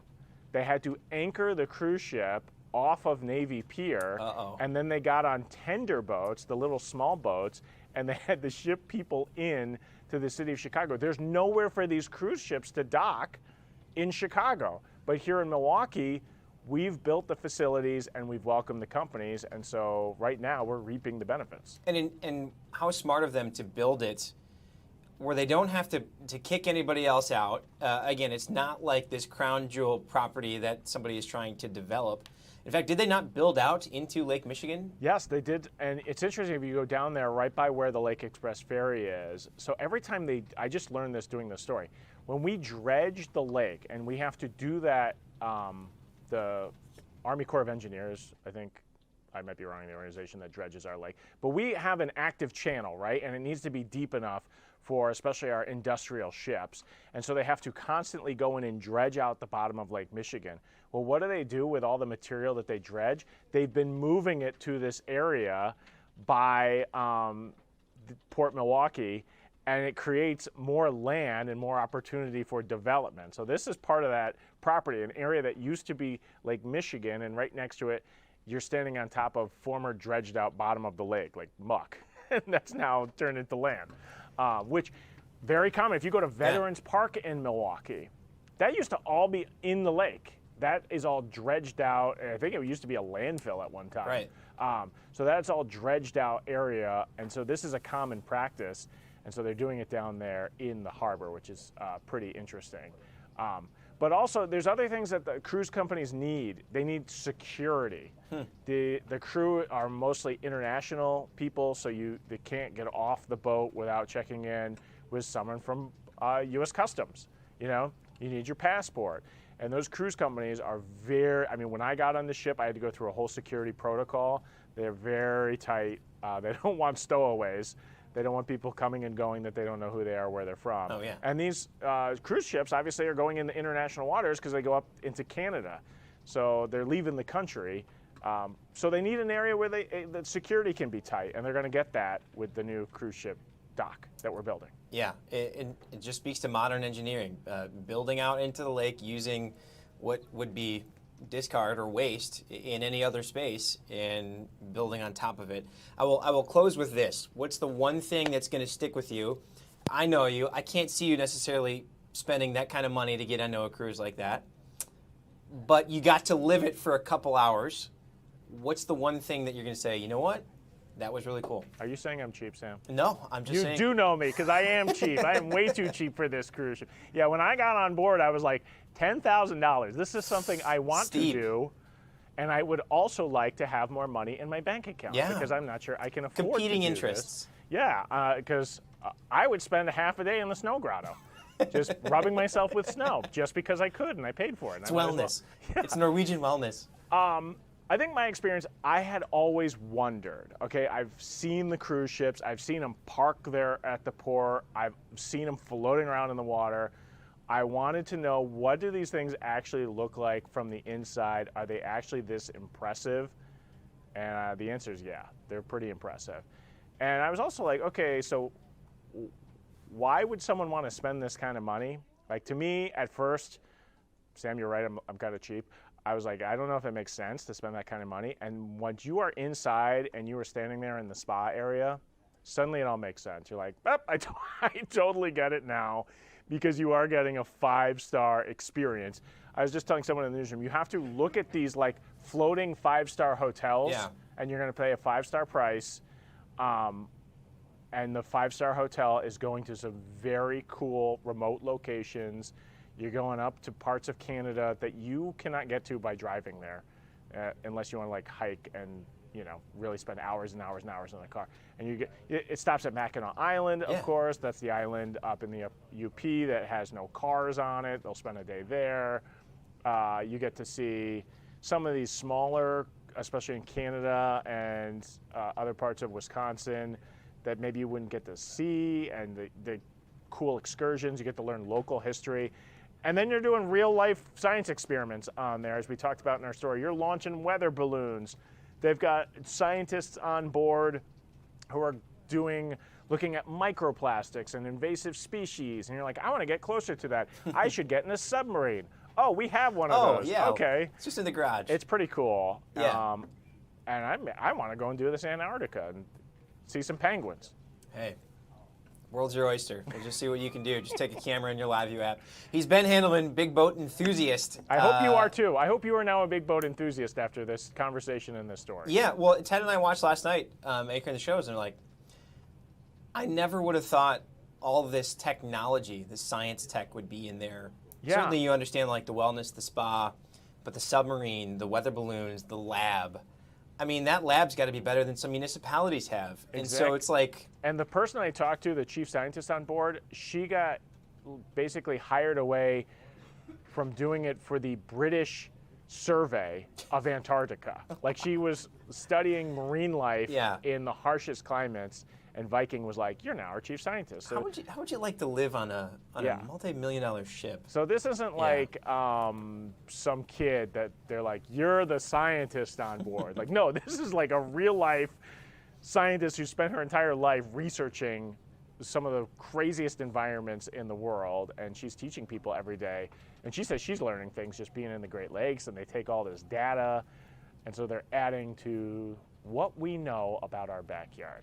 I could talk for hours about It's fascinating. I am going to let you go because I know you got news to anchor at 4. So. Yeah, don't go anywhere in your Fox Local app. We got all your headlines, and Sam, you'll be joining me on the old anchor desk. So yeah, we can talk big boats there. All right, I'm looking forward to it. Ben Handelman, big boat enthusiast. Thank you for your time. And scene. All right, so just, it's an incredible story. If you haven't seen it, it's certainly on Fox Local. It is just a really in-depth look at it, which Ben just talked about. But we have some breaking news to share, sort of, from the Milwaukee Brewers as we look over at American Family Field, where this shot has worsened over the last hour or so. The guidance the Brewers have shared from Major League Baseball is one sentence. Are you ready?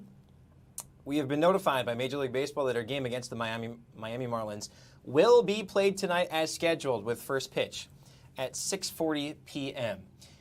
I noticed it about 2 hours ago on my drive in, right through the 94 corridor, that the roof was closed. I imagine it will stay that way for the smoke. And as Holly alluded to about 20 minutes ago, there is a chance for these little splash and dash pop-up showers. But that is more of a kind of keep the doors closed, keep the windows drawn, keep the AC on. However, if you are a Brewers fan, you know that this glorious ballpark that we have does not have AC in the concourses or in the just main ticketed sections beyond the club level. What does that mean for you? If you are going to tonight's game, you need to prepare as though you are going to be sitting almost like you're underneath a magnifying glass. Like, it is going to be hot in there, very steamy, a little bit humid. So just be aware. Major League Baseball does have a number of rules that allow you to bring certain things in, that including bottles of water that are sealed unopened. So just prepare if you or someone you know is going to be going to that game tonight as the Brewers start the second half of their campaign leading the NL Central. Our Lily Zhao is down there for us tonight. Let's step away for a break. When we return, we will reset, see what is going on in our area. You're watching the Wisconsin Live Desk.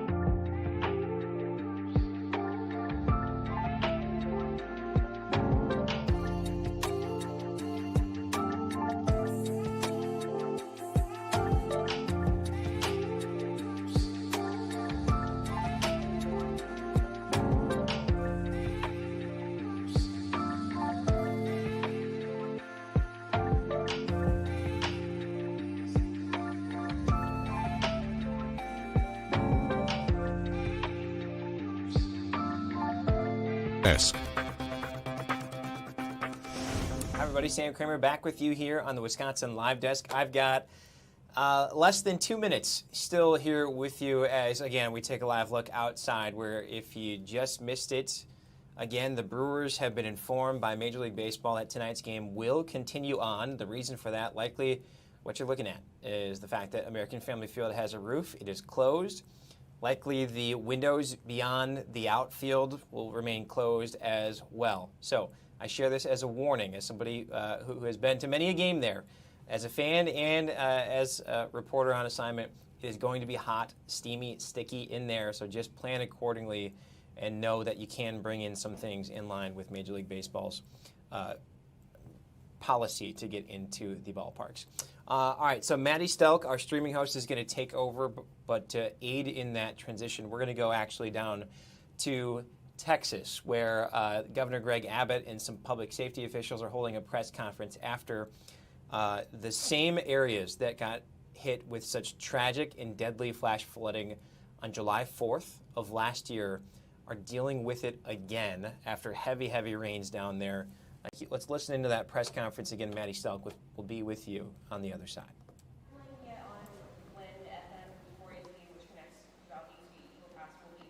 Yeah. So we have someone from TxDOT here.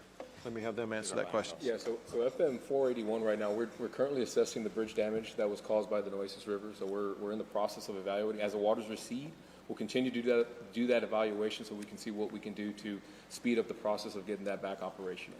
So at this time, we don't have a specific timetable, but we are actively looking at what we need to do to get that operational. And then one other question, because there's a dam up here that we keep hearing about, the Willingham Dam. Do we know if it failed or what the status of that is?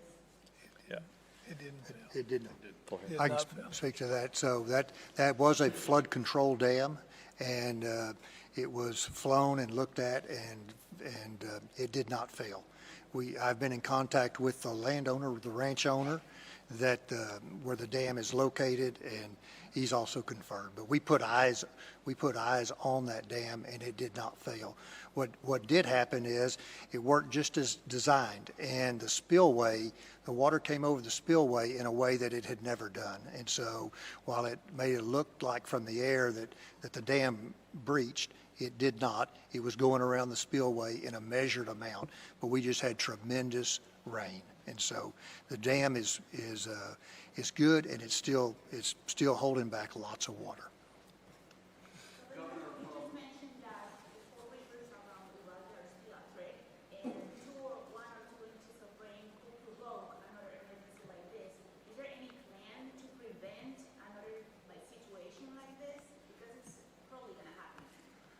Right, so for one, you can't prevent rain, but what you can do is to be prepared and responsive to it, as well as to prepare communities to reduce flooding.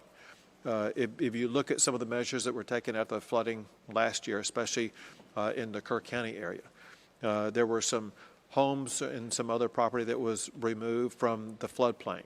And so, for one, making sure that communities honor the floodplain and try to not have housing in the way. Second, I'll tell you this. One thing I heard today, but also I heard in other briefings that I've been involved in, as well as I've heard from people in communities ranging from Kerr County to other counties affected, and that is because of everything that was learned and experienced in the flood last year, everybody in Texas has been far more prepared to deal with what has happened this year. There again is one reason why lives have been saved. Property, to the extent that it's been movable, has been saved.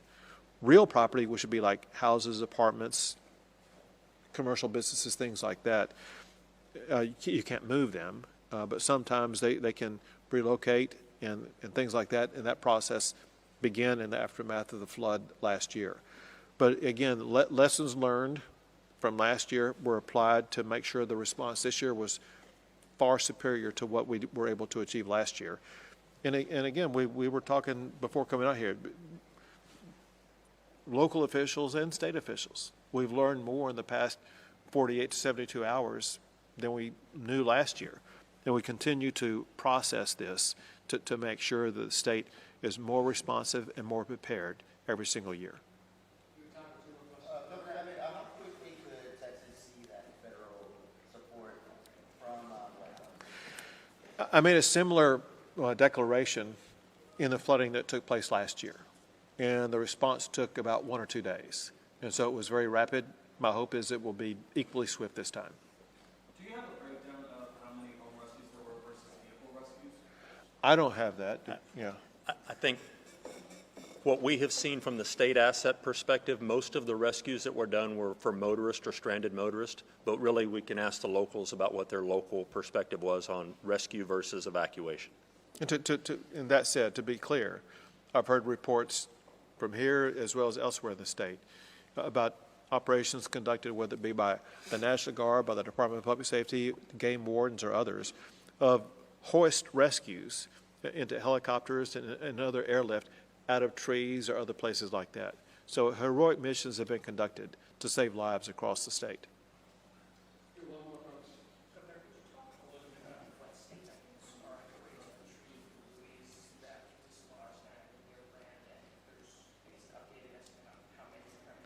Sure. We need to subdivide this into 2 categories. There are state buoys, and then there are federal buoys. The state buoys remain intact where they were located initially and have not moved. They're being reinforced as we speak to make sure they're not moved. The federal buoys, I'm going to tell you what I know, and I'm telling you in advance that I don't have all the information, so I could be wrong about what I'm about to tell you. But it's my understanding that the federal buoys that moved because of the flooding event were actually not in the river, but the waters pulled them into the river, and they went downstream. Bottom line, however, for the federal buoys, the federal officials are the ones involved in removing those buoys. And my understanding is they're working rapidly to make sure they get them removed and put into a safe place so they are not interfering with the waterways at all. Thank you, everyone. Thank you all. All right, just hearing a few updates there from Texas Governor Greg Abbott on the flooding in Texas. We do know that 2 people at least have died here. I want to actually give you a live look where some of this is happening right now. Let me see if I can get it in a monitor. This is a live look right now at Kerrville, Texas. As you can see there, just devastating flooding there. As I read this article from our affiliate, the 2 victims have been identified. We know that family members identified one of them as John Mark Stewart. Stewart's wife Jenny was away on a business trip to North Texas when the flooding hit, so he was a husband to her. Just devastating what we're seeing out there. Hundreds of people have been rescued as recovery efforts are still underway. Meanwhile, us back here are dealing with the wildfires and the smoke from it. We're going to give you a quick little tidbit about something that we discovered, and it has to do with the roof at American Family Field. We'll be right back after a short break. Stay with us.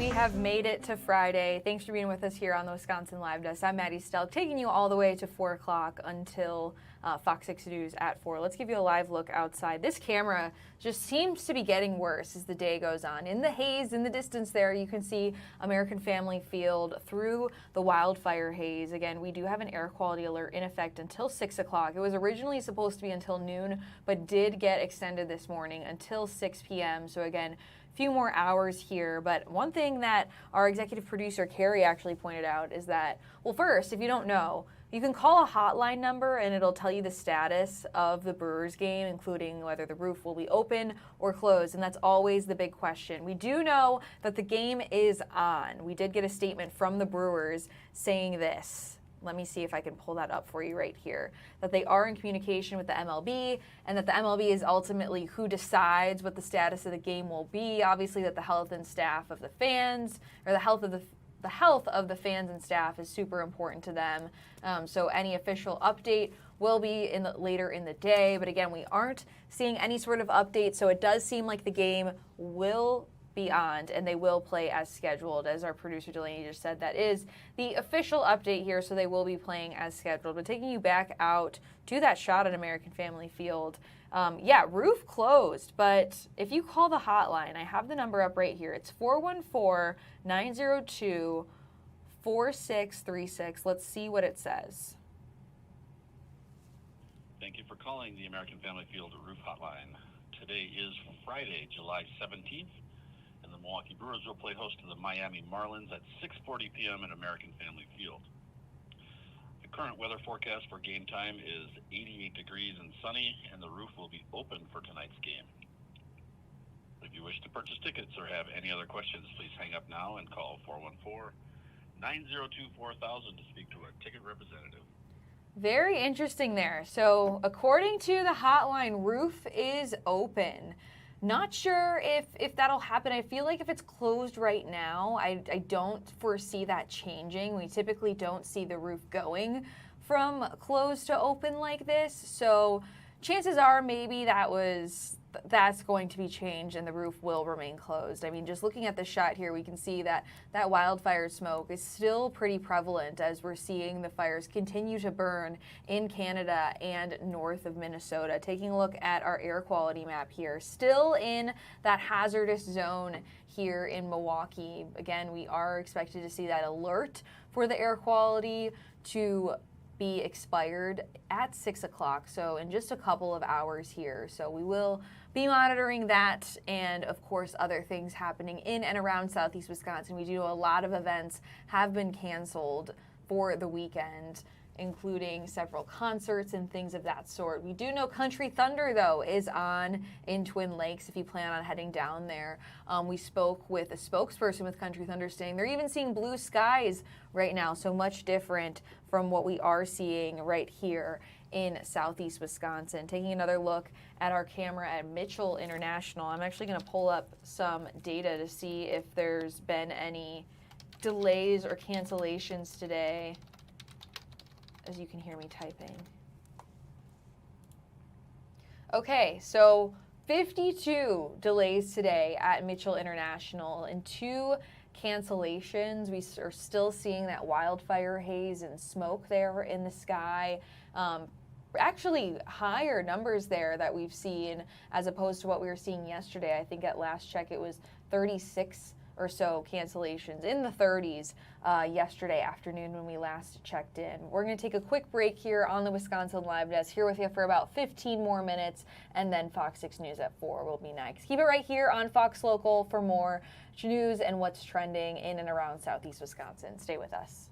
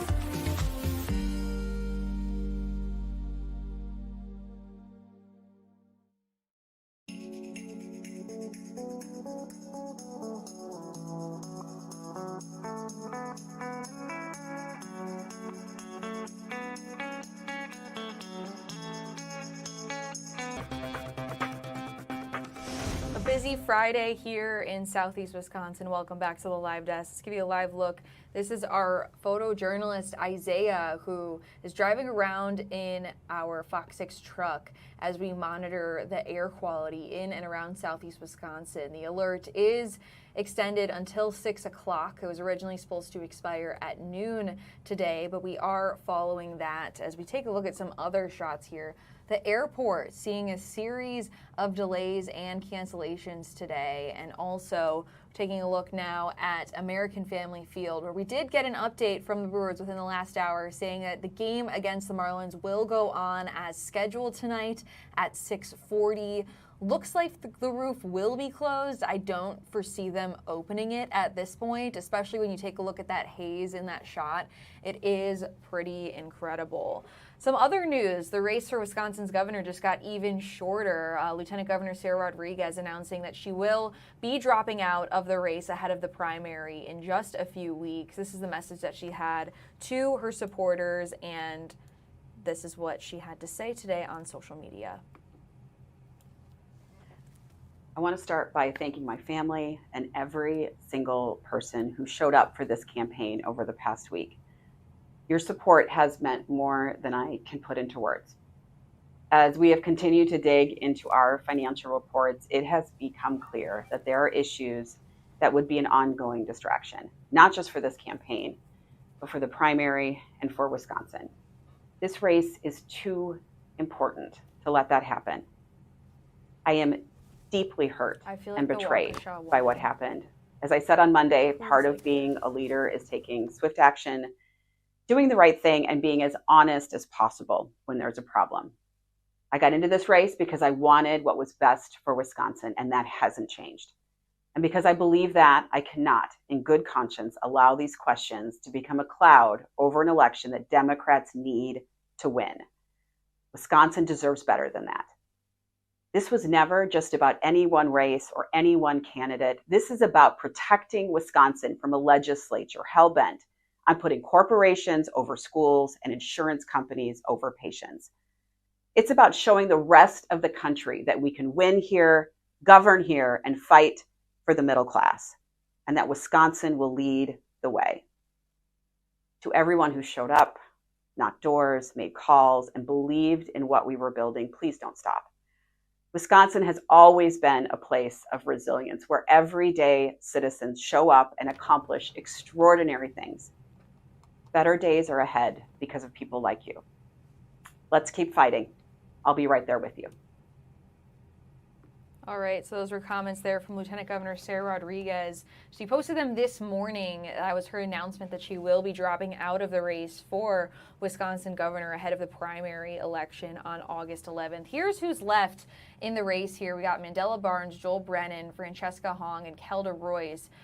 Just a few days before, or a week actually, before Sarah Rodriguez dropped out, David Crowley, the Milwaukee County executive, dropped out of the race and actually put his support behind the lieutenant governor. And then just a couple days later, that was last Sunday, is when the lieutenant governor announced that she did fire her campaign manager. That's what she was referring to there in her video statement. She fired her campaign manager over misfilings with campaign finance reports. Again, those reports were due yesterday at midnight, or 2 days ago, I believe, at midnight, or where it was then revealed that there were even more errors that she said. So Rodriguez previously said she had roughly $200,000 in the bank, hundreds of thousands less than expected.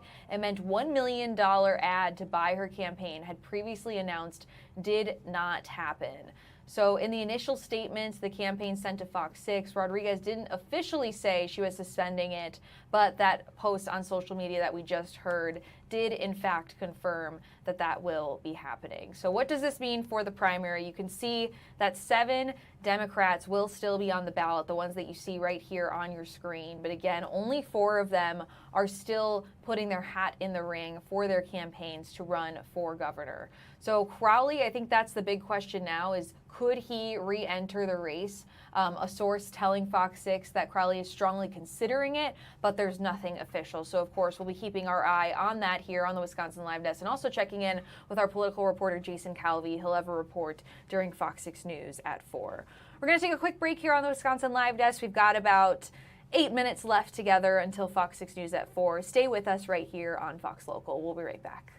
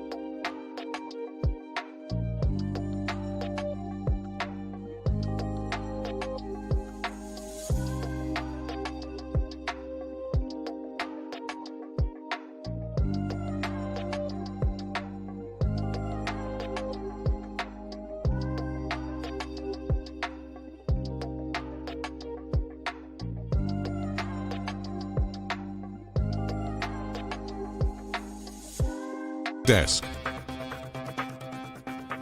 want to take you out to some breaking news happening right now. This is on Lancaster Avenue near 42nd, a larger street that you may know as Sherman Boulevard, where we're following a situation that just happened there after a car crash. We know from Milwaukee Fire confirmed that one vehicle is on its side, and they did transport and they are treating one person, but nobody has been taken to the hospital just yet. Here's a little bit.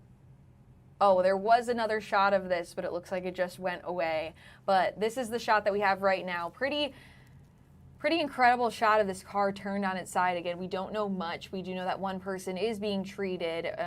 It looks like we can only see one car that may be involved as police are working there. There is an ambulance. Again, it was confirmed by Milwaukee Fire that they are treating one person here. But this is a live look right now on Lancaster Avenue and 42nd Street. Our photojournalist, Isaiah Vargas, is there right now. Here's that other shot just a little bit closer up, as we can see, taking a look at some of the damage there done to this car. But it looks like Milwaukee police are maybe doing some documentation, so it seems like everybody who may have been involved in the crash is out of the car, and this is not a rescue situation. We do know from Milwaukee Fire one person is being treated. We do not know their condition at this time. Thanks so much for being with us here on the Wisconsin Live Desk. We're going to give you updates on that crash right here on Fox 6 News at 4, which it does continue on Fox Local right after this quick break. Thanks for being with us again here on the Live Desk. Have a great weekend. Stay safe. And remember to be monitoring that wildfire smoke. Check the air quality. And the best way to do that is by tuning into Fox Local, getting your push notifications on the Fox 6 Storm Center app can also help you out. These are all free. Again, if you're watching us on Fox Local, just keep it right here. We've got updates for you on all of these